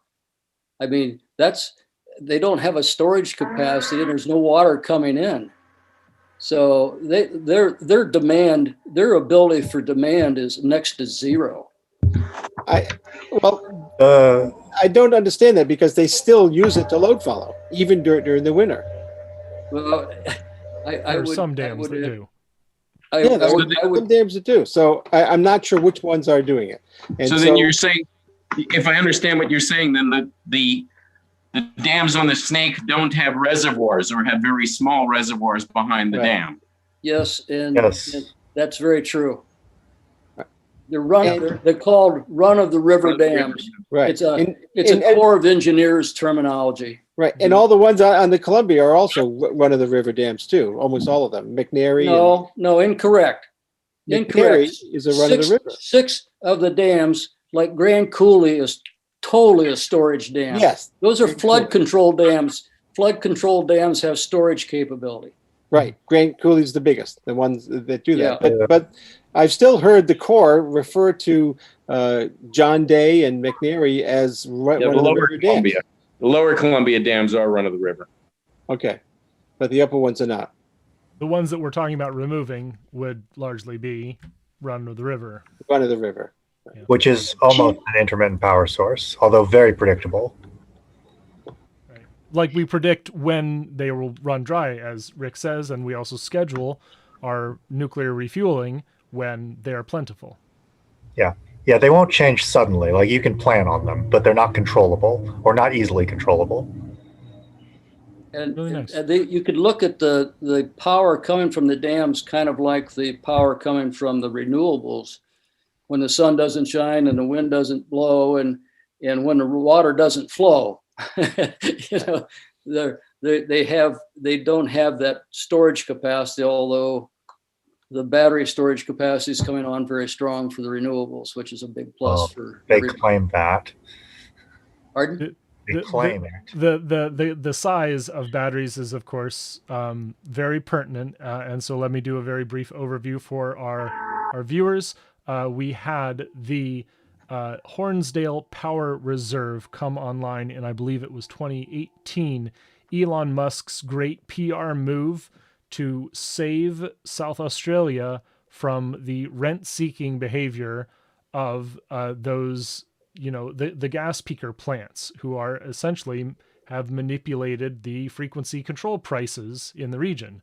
Hornsdale cut into the profits. Hornsdale reduced greatly the profits of gas peaker plants. Unfortunately, it did not remove any fossil fuel resources from South Australia. Similarly, Elon Musk and Tesla have lobbied PG&E to shut down Diablo Canyon nuclear plant so that they may provide batteries with which to replace the frequency control of that rolling reserve and that great asset of Diablo Canyon. So the question is what is the size and what is the mining requirements, let alone the cost of a battery, which would be required to replace something like, say, Grand Coulee or Columbia Generating Station. Any thoughts? Well, you can't replace a generator with a storage. They're fundamentally different things. But that's what people are talking about. Incorrectly, but they talk about batteries replacing generation. But what if we build, because we have to... Go ahead. The Grand Coulee is a storage system. A small fraction of it is. And we could build more of those, like the Gordon Butte pumped hydro project, which Seattle has still not yet gotten on board with. We've known about this proposal for several years, and we let private capital swoop in rather than making that a public power asset. Jim, could I ask? I'm interested in some ways some of the efficiency of our electrical generation, because I have heard that a lot of our power ends up basically just leaking out of the grid. Is that also something we could address in order to reduce our generation needs? A little bit. It's gotten much better. We used to lose a fair amount, but I think that's now below 10%. I don't know if anyone knows those recent numbers, but yeah, we don't lose that much anymore. Especially since we're now going to the last large transmission system we built was high voltage DC, not AC. DC is actually much better for not losing the longer over a longer distance. So if you're going to build high voltage transmission lines that are over 500 miles, they need to be DC because they don't lose as much, and they're much more efficient, and they cost less. Which is kind of funny because we spent 100 years going AC, and then we realized that DC lines are best now. So the last high voltage transmission line, big one we built between Tennessee and Texas, was a DC line. But before you poo-poo the people who invented the AC lines, I'd like to point out that the DC lines weren't physically possible until the 1950s. Yeah, okay. No. I'm not dissing because I actually love what was his was it George Westinghouse? Yeah, Westinghouse. Yeah. So yeah, about the efficiency of the energy system, the overall efficiency of the energy system is about 50-odd%. Lawrence Livermore publishes a wonderful chart on it every other year. Now for the electrical, which is I think what you were asking about, from the turbine to your outlet is over 90%. But the electrical transmission system is very efficient. The only way to get serious gains out of it would be to move generation closer to people. And that's impossible to do with renewables because they're geographically limited. It's difficult to do with fossil fuels because they put out a lot of pollution. And hydro is, of course, stuck where it is. So unless you get to the point of building nuclear reactors under Central Park, that is the electrical efficiency that we're stuck with. Alfred, is that something that you would accept? I'd be fine living with a nuclear reactor, but yeah. I mean, it took me a while, and let's be clear, your feelings about nuclear power take perhaps a lifetime to wrap your head around. But yeah, I'm pretty much there. I do sort of recognize, and there's others in the room who I won't call out, but we have this. I am not the craziest. I do want to just interject. I like containment domes, for example. But let me get Okay. to the thing where we have a consent-based approach to energy generation source, and that's one of the bigger problems with fossil fuels is we tend to put them in poor communities, and this is quite unique. Hey, go ahead, Carl. Something that I would just like to mention: I have lived above a nuclear reactor, 2 nuclear reactors. In fact, I was in the United States Navy on board an aircraft carrier, and I was a nuclear reactor operator. So I've done it, and it ain't no big thing. That's amazing. Thank you, Kate. And thank you for your service. And I also live in the Tri-Cities, not very far from Energy Northwest, and I'd honestly be fine with it being, within a half mile of my house.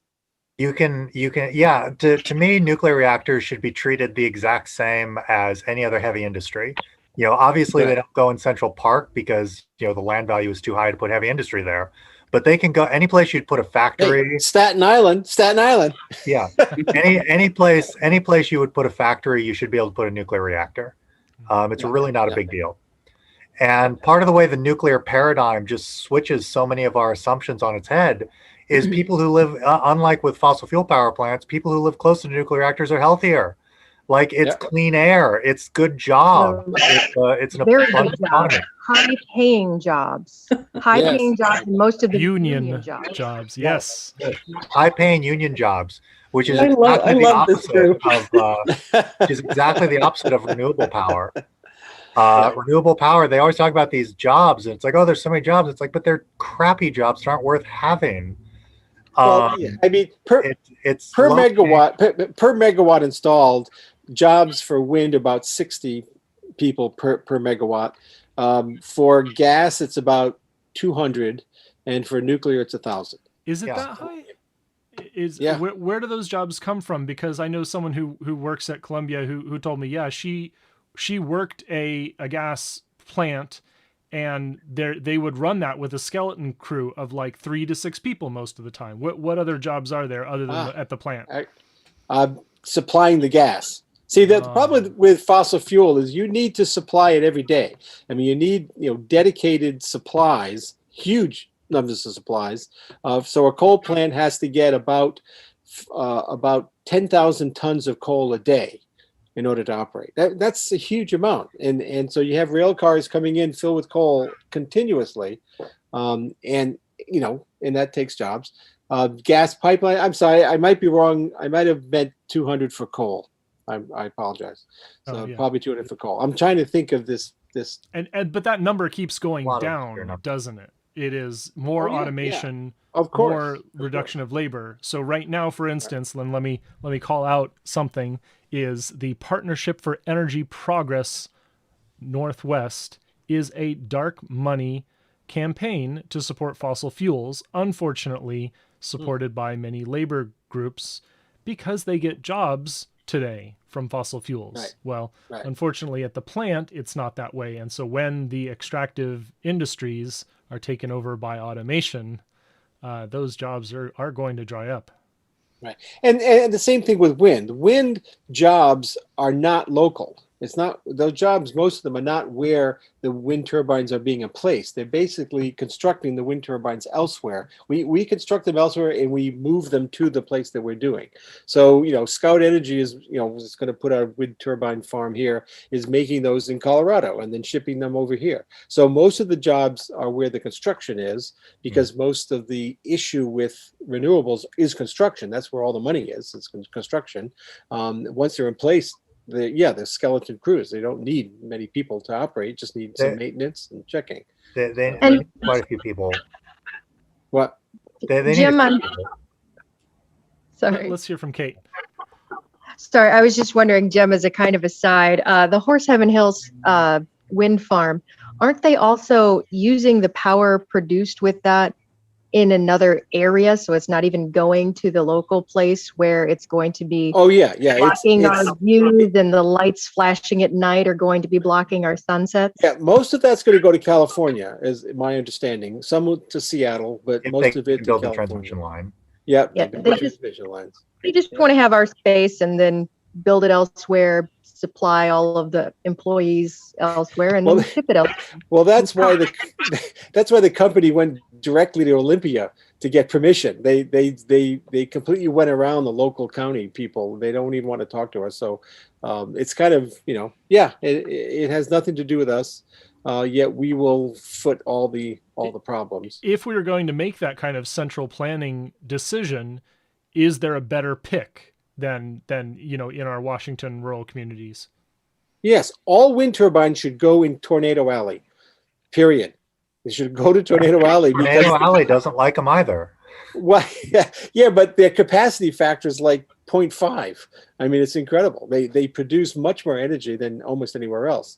And so you put them in Tornado Alley, you get more energy per kilogram of steel, if you want to talk about a ton of steel, if you want to talk about that. And so they should be there. Also, although long transmission lines, though. Long transmission lines. Okay, but we're going to have long transmission lines anyway. If we're going to have a national grid that works, and we're going to have, and we're having so many renewables, then you need to have a transmission system that's up to snuff. And that's you're not going to sell me on renewables. I have an interesting. I attended a lecture that talked about the transmission problems in California, notwithstanding fires and earthquakes, right. Mudslides, but actually temperature and the number of days that were over 100 and how that really affects the transmission efficiency. And the transmission lines, I'm assuming in Washington State, are all pretty old. And can you comment on kind of the reliability of our grid? I mean, most of them, I think, were built after 1960 or 70, so they're not that old. I mean, they're old. I mean, we're still using gas pipelines built in 1910, so that should worry you. But I'm not too worried about that. Okay, but we need more of it. I mean, if we're going to put in more renewables, we're going to have more transmission lines. And, when I was down in New Mexico, used to be at Los Alamos, there was a huge solar project going on. And of course, everyone loved it, voted for it. But then the next bill came up for transmission lines and they all voted it down. And it's like, how are you going to get the power to Albuquerque? I mean, it's a long way. So people don't get that at all. And so we need to streamline the process for approving transmission lines, nuclear power plants, hydroelectric plants, wind and solar too, although wind and solar have an easy time of it right now. But, you need to... fracking. Yeah. And they go hand in hand. Yeah, yep. And so, you need to get the infrastructure in place to support whatever mix you choose. If you choose a Green New Deal kind of mix that has no fossil fuel in it, then you're going to have more transmission lines. No question. So, Jim, I'd like to clarify something you were talking about earlier. You said SMR. You were talking about the cost of SMRs. It sounds like you were saying that for $500 million, you can build a 200 megawatt SMR if you're building a 6-pack.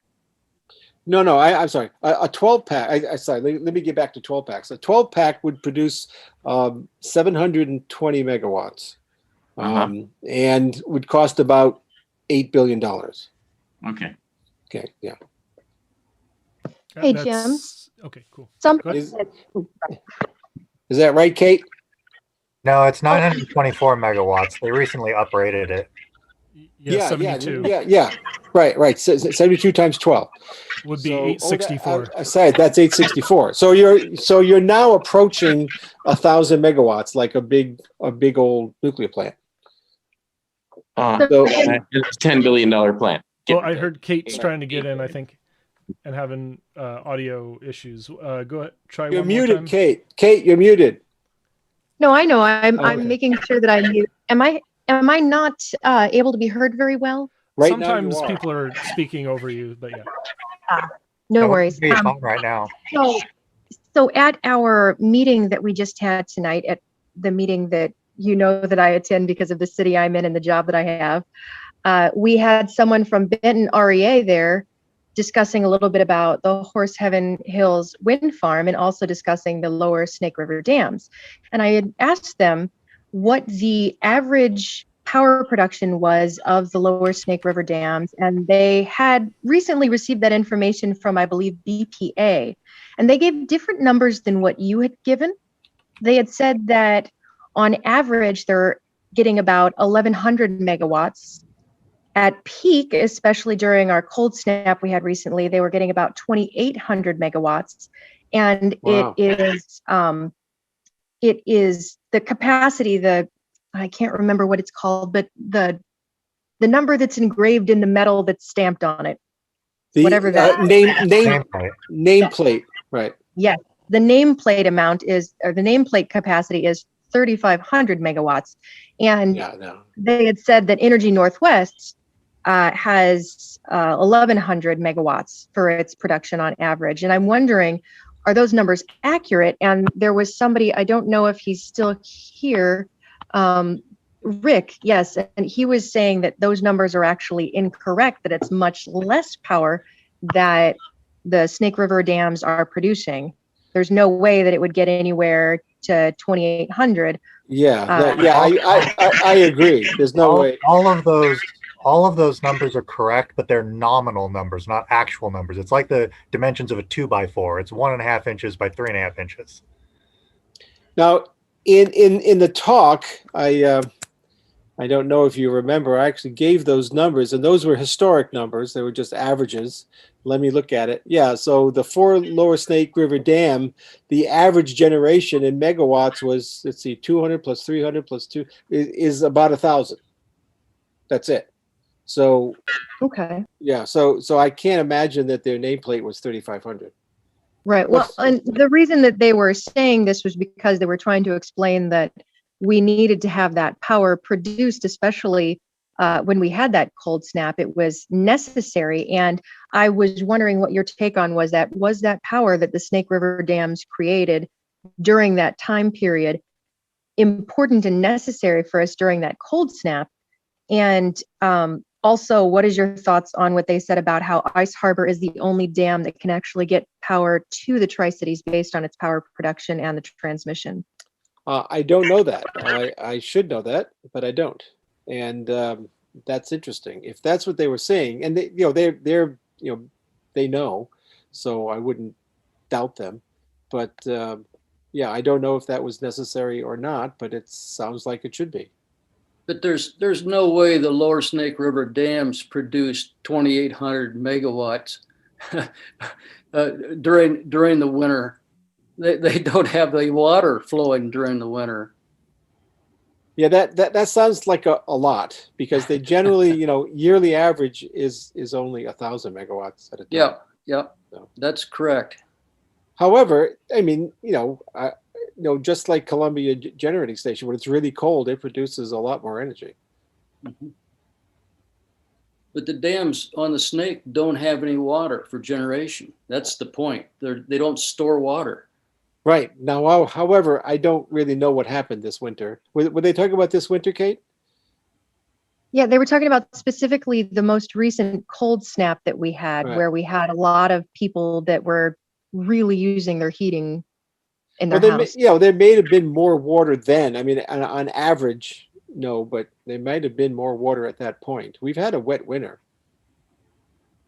Right. It was very much after a lot of snow had fell in the area. So that was part of the reason why it was so cold. Yes. But I was just curious what your thoughts are on, are the Lower Snake River dams necessary for our region for power production? Well, as weather extremes get worse, we all see the effects. And unfortunately, wind doesn't work really cold or really hot. That's one of its problems. And, solar kind of doesn't work that great in the winter either. But so every time we have a polar vortex or a huge heat wave in California or this cold snap in Texas, we see the problems that are associated with having a lot of renewables on your grid. So I don't, just given that, you need to have a diverse mix that can handle any of these issues. And I don't think, the Northwest does, because we have so much hydro and we have a nuclear plant, and that's great. But places like Texas and California, I don't think they can take it.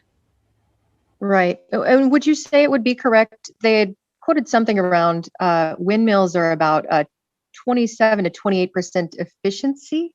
I think is what they said in our area. Their capacity factor. Yeah, the capacity factor, right. So Columbia Generating Station's capacity factor is 98%, and wind turbines are between 27 and 30% here. Now, again, like I was saying, in Oklahoma, in the Tornado Alley, they're 50%. So you get almost twice as much energy out of it. They did mention what is the capacity? Oh, sorry, I was just going to ask, what is the capacity factor for the lower Snake River dams then? I think they're like 40%, but again, it depends on what you're using the water for. So and you can't control it, as Rick is correct. So let me get back to that efficiency. A lot of people will talk to nuclear advocates about the inefficiency of thermal plants. So what is the Carnot limit, and what can we do as an alternative to this, boiling water or producing some kind of heat source to generate electricity? Well, if you're talking about that kind of efficiency, all the renewables are even worse. Oh yeah. Wow. With wind turbines, it's the BES limit, and I can't remember what the limit is for solar panels, but they're quite awful. That's why you need so many of them. Yep. Yeah. Of the theoretical energy that exists, they don't capture very much. It's I'm not an engineer, but the Carnot cycle gets more efficient the higher the temperature. So these high temperature nuclear reactors, some of the molten salt ones and some of the high temperature helium reactors, are their Carnots are like 50% higher. They're actually quite better, but we don't build those. And one of the issues why I always get back to NuScale is that the NRC knows light water reactors. That's what they know. They don't know anything else. And so they can't possibly license anything else unless they come up to speed. So when I'm talking to the molten salt people and others, and I say, listen, you really need to be camping on the doorstep of NRC and asking them what they need, because otherwise you're adding 10 years to your license application time, because they only know light water reactors. So if you want to deploy SMRs quickly, then you need to go with light water reactors. Like SMRs, they're basically already approved by NRC, and they can start because we know how to do that. That's all we know how to do. So essentially, if you like Kate was saying, Navy nukes. We've been doing this for 60 years. We know how to do this. Well, that's essentially what the NuScale modules are. It's just Rickover's design in a slightly different package. Right. It's pretty much the same size too. Right. And so hail the Hall Father. Father Rickover. Uncle Jaime. Nice. I just Dad. Right. I wanted to make a comment about the Carnot efficiency. Mm-hmm. In terms of the Carnot efficiency, my take is who cares? Right. Because the excess energy turns into radiative heat, and it's just radiated to space. So really what's most important is how much useful work do you get out of the thing? Right. So any thermal power plant can approach 100% efficiency if you find other uses for the heat, such as district heating or medium temperature industrial processes. But a big problem with nuclear is, we have ways to up the efficiency of the Carnot cycle, but because of the restrictive method of nuclear licensing, we can't use them for nuclear power. Nuclear power is stuck at the classic 33, 34% efficiency, but coal has shot all the way up to like 47, and natural gas is almost always above 40.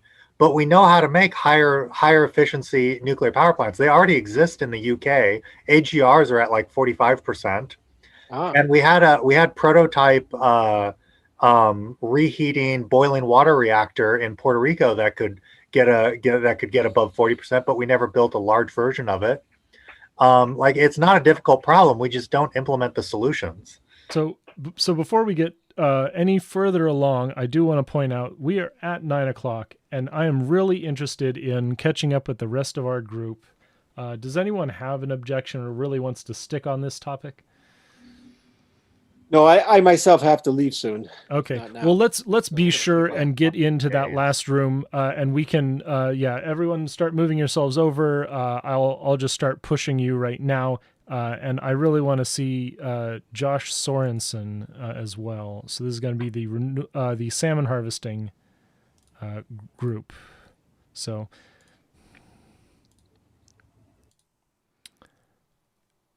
And I got Jim now, and Matt, and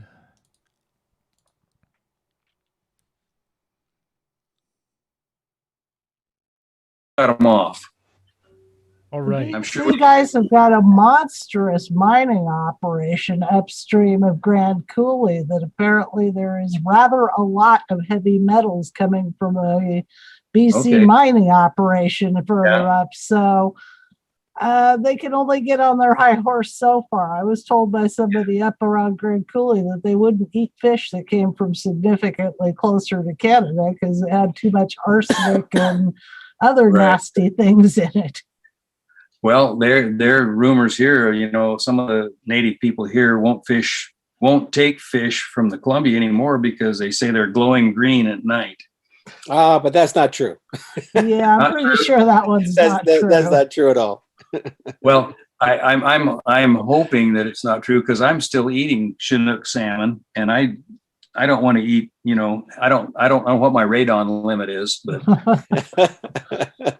I don't want to go there.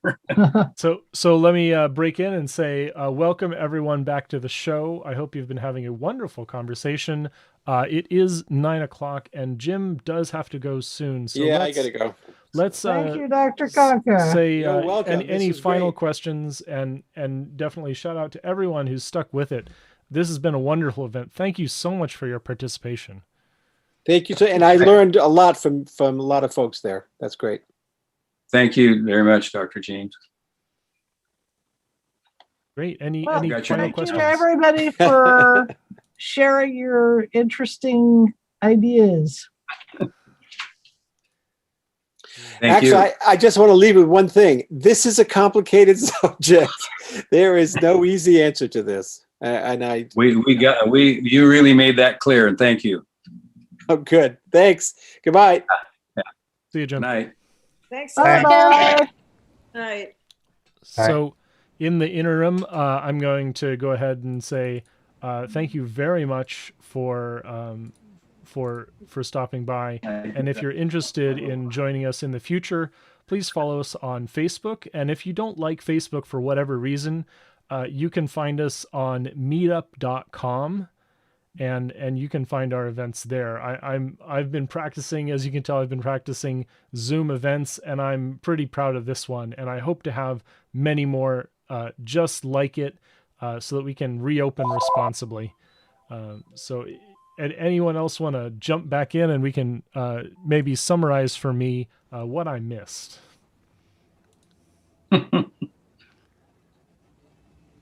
So, Carl, where are you located? I am in the heart of Capitol Hill in Seattle, Washington. Oh, so sorry. Jazz. I in fact produced some content with a few YouTubers covering the Chaz, the Capitol Hill Occupied protest. I did my own live stream that is my most popular upload to this day. Despite doing a whole lot more content about nuclear energy and commentary therein, that people still wanted to see the protest content. Well, Carl, I just want to thank you. You've done a great job today. Awesome. Thank you so much, Dan. Yeah, Carl, thanks. And this Kurt, I just want to say in our breakout session on the fish, Steve Evans was on there and gave us a lot of history of the original building of the dams, the economic impact, what's happening today, the different viewpoints in the Lewiston area. So it was a big history lesson for us. It was really good. Oh, nice. I'll have to catch up with Steve Evans, and maybe I can invite him on my show at some point. Yeah, hi. Hey. Hello? Hello. I'm not really, I don't know. They can hear you. Okay. Yeah. You're having a little bit of bandwidth, but I do see you now. So go ahead and introduce yourself, Steve. Well, my name is Steve Evans. I don't know much about computers. I have my son here doing all the button pushing for me. So, but anyway, I'm a retired laborer from, I worked on the pipeline, and I was in the labor's union for 17 years. I was a professor at Lewis Clark State College for 33 years.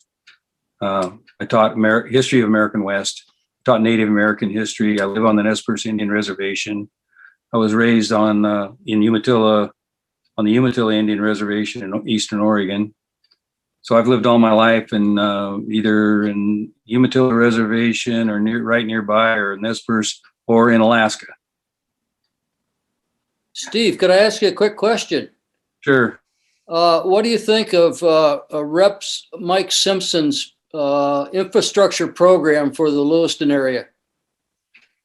Well, I think he thought it out pretty thoroughly, and I'm really pretty impressed. It's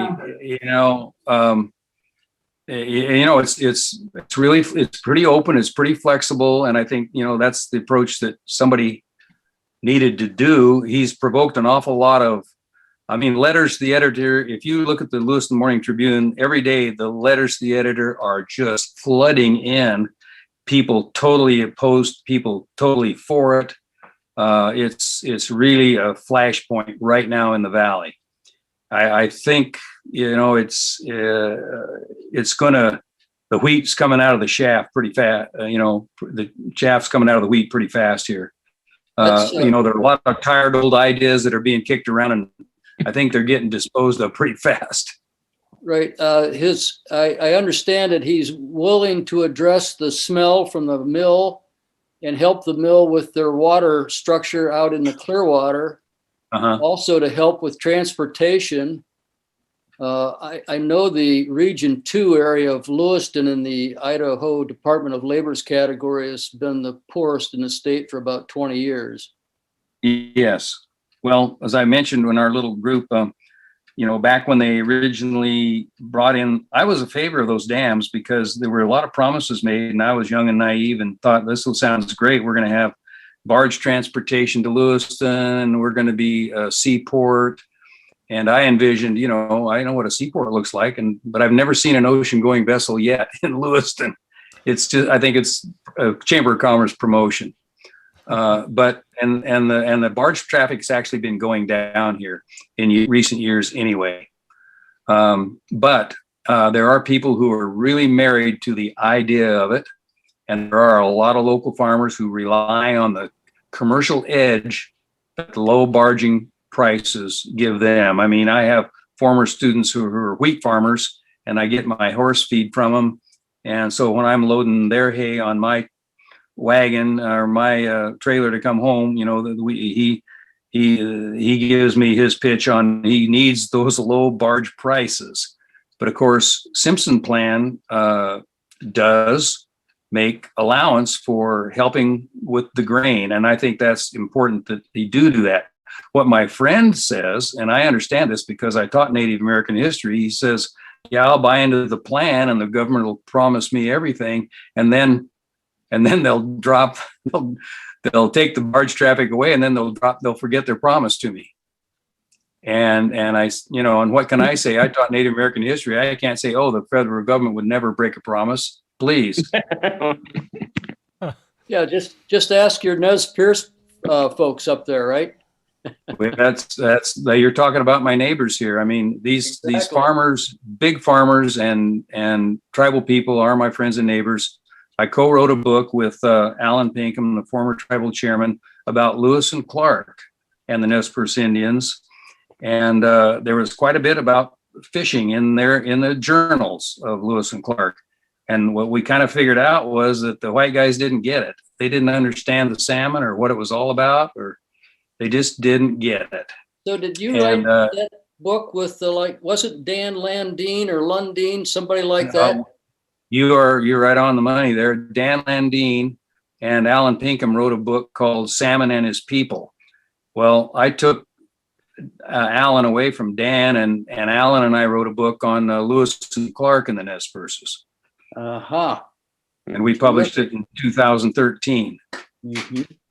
And now we can't find any more, and we don't know who has the copyright, and nobody will tell us. We're thinking about just putting a new title on it and reprinting it ourselves. You gotta do it.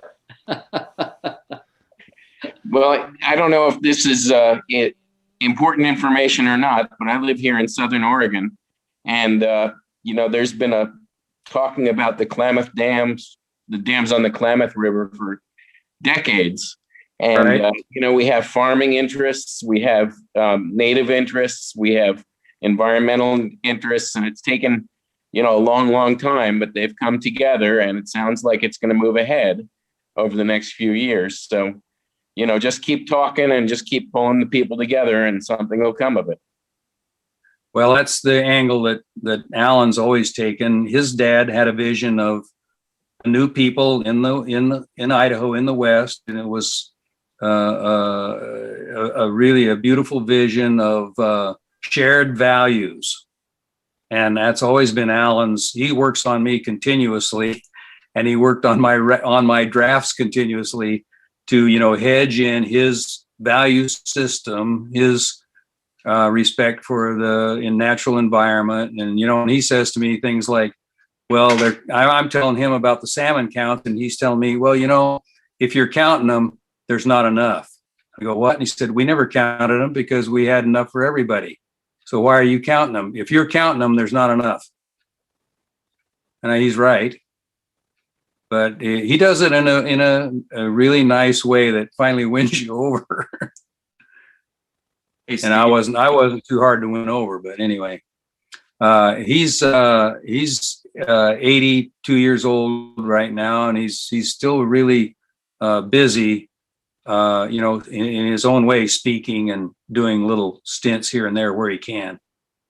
He's had one heart attack, but he's hanging in there. He's still going. He bought a portable sawmill last year, so I think that's a good sign. It's lovely to talk to you all. I need to sign off, so thank you and good night. Bye, Laura. Good night, Laura. I had a question for you, Steve. Sure. I'm up north of you, up in Moscow, and I was born in Clarkston, and I got family in Lewiston. But I was wondering, what is the tribe's view for trading, rail getting laid back down in exchange for the dams? Do they just be like, no, that's no problem?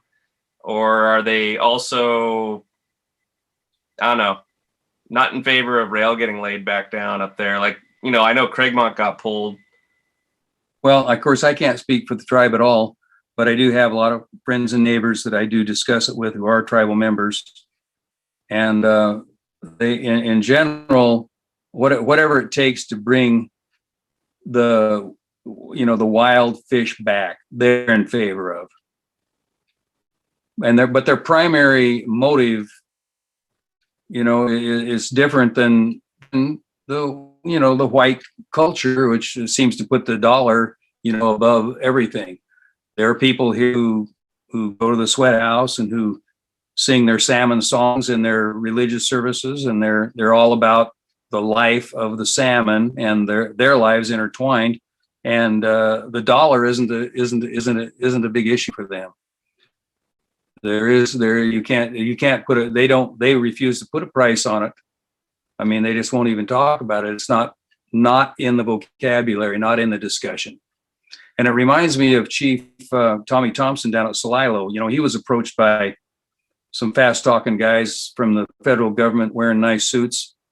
He wouldn't come out of his house. He wouldn't talk to him.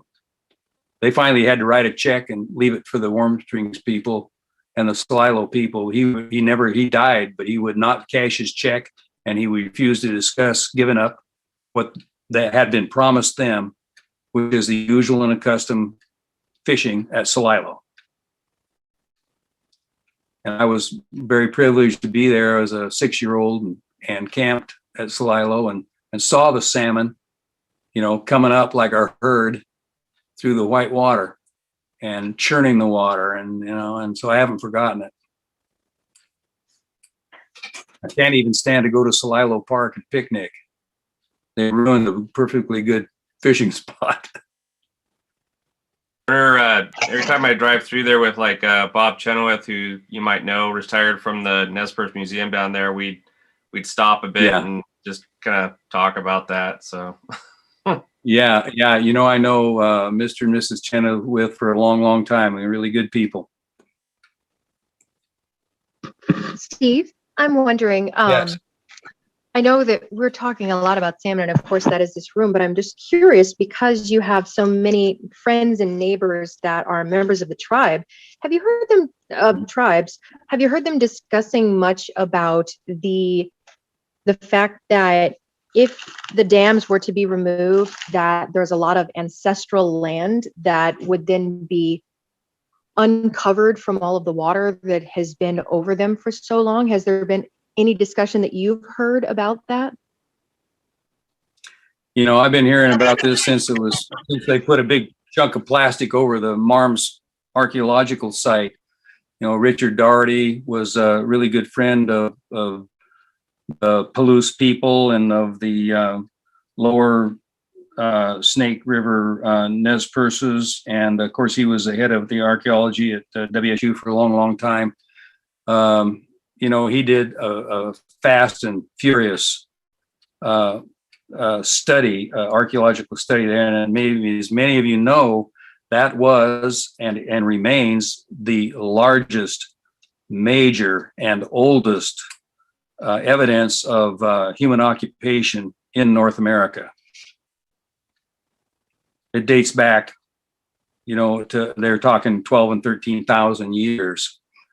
And it's underwater right now. The so-called Granite Lake is right over the top of it. And the people here, they're not unaware of that.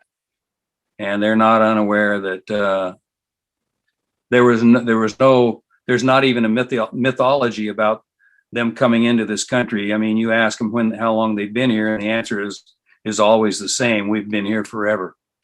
And in oral history, 13,000 years is forever. It's 11,000 years before Jesus, so that's a long time. Absolutely.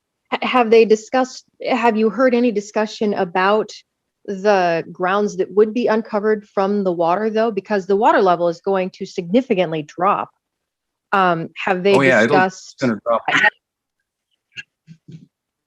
Well, when they had a drawdown, some years back, and there was a lot of talk then about going in there and opening that back up again. They've done some similar small scale researches. Just recently, they closed up a hole at the mouth of Graves Creek on the lower Salmon River. And I visited that site a couple of times while they were doing archaeology there. That actually predates the Marms site, but the Marms site is a much larger site, and more, and and a lot of publications came out of that as a result of Dr. Doherty.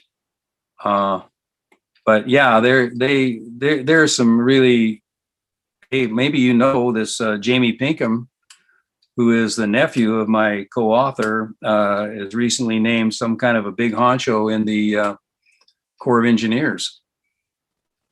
That's kind of telling in my mind, because Jamie has formerly worked for and with the Columbia River Intertidal Fish Commission, and that's a pretty powerful group of Native American scholars and activists down there in Portland. Steve, Jamie's working for the Department of Interior, not the Corps of Engineers. Is that it? Yes. Oh, somebody told me, okay, thank you for streaming. That's Yeah. a kind of a, that's a big boom. Absolutely. And with Jamie there and with Dev Haaland approved, it's going to bode well for the Native Americans. I was pretty excited to see those Alaskan Republicans voting for that nice tribal lady for her new position. And I think they were one of only, what they said, 4 Republicans voted for her. Right. But yeah, I'm thinking about Jamie and her. That might be a combination that's going to be a force to be dealt with. Jamie has a tremendous support here. He's really respected by everybody, and Indian and non-Indian alike, and a real likable guy too. Steve, do you mind sharing your email address? Oh, let's hold on just a minute. I'm still broadcasting. If you would type it into the chat. Well, I thought the chat had been closed. Oh, well, it is closed every time you switch rooms, but you should be able to reopen it if you see the bottom of your screen there. Yeah, I'm there. Thank you. Great, and I would love to. I would love to get in touch with you, Steve, as well. I've been broadcasting this, and you're just full of history and full of information that's really invaluable. So maybe we'll have. I got a grant that Alan, whatever I know, Alan has an awful lot to do with it because he's been my good friend for the last 20 years, and he's past chairman, and you know, and his stands as an author in his own right. And he worked with Dan Landine, and he's really knowledgeable on tribal fishing issues, and has been an activist himself. So he would be. I don't think he knew about this. I just found out about this little operation you have going on here from Steve Pettit. You know Steve? Former Idaho, he's former biologist, Fish and Game Commission biologist. Yeah, I know Steve very well. Work with him all the time. Okay, and you're Rick? Yes, Rick. I'm going to tell him you said hi. Yeah, I sure will. And Richard Scully and yeah, I've heard him mention them. Yeah, right. Is that Alan Pinkham there? Yeah, no, this is my son Ben doing the typing for me. I'm not smart enough to run one of these machines. That's a good thing, probably. Yeah, it probably is. I'll give him a phone number also. He's going to type it in. Yeah, 843. Yep, let me mute the stream for just a second. There we go. Okay, so now the stream isn't picking you up. Yeah, it's fine.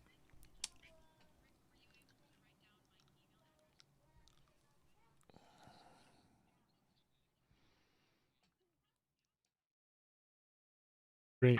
In fact, I'm going to go ahead and say goodbye to the stream. So let me.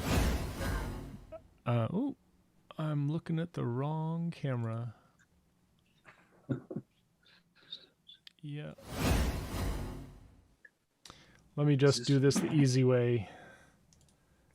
So thank you all for stopping by. You can check out the recording of this at yestv.org or Your Environment Seattle on Twitch and many other places. Please follow the Seattle Friends of Fission on Facebook. And I'm going to catch up with the rest of the room here and wrap up any final questions. We'll see you all later.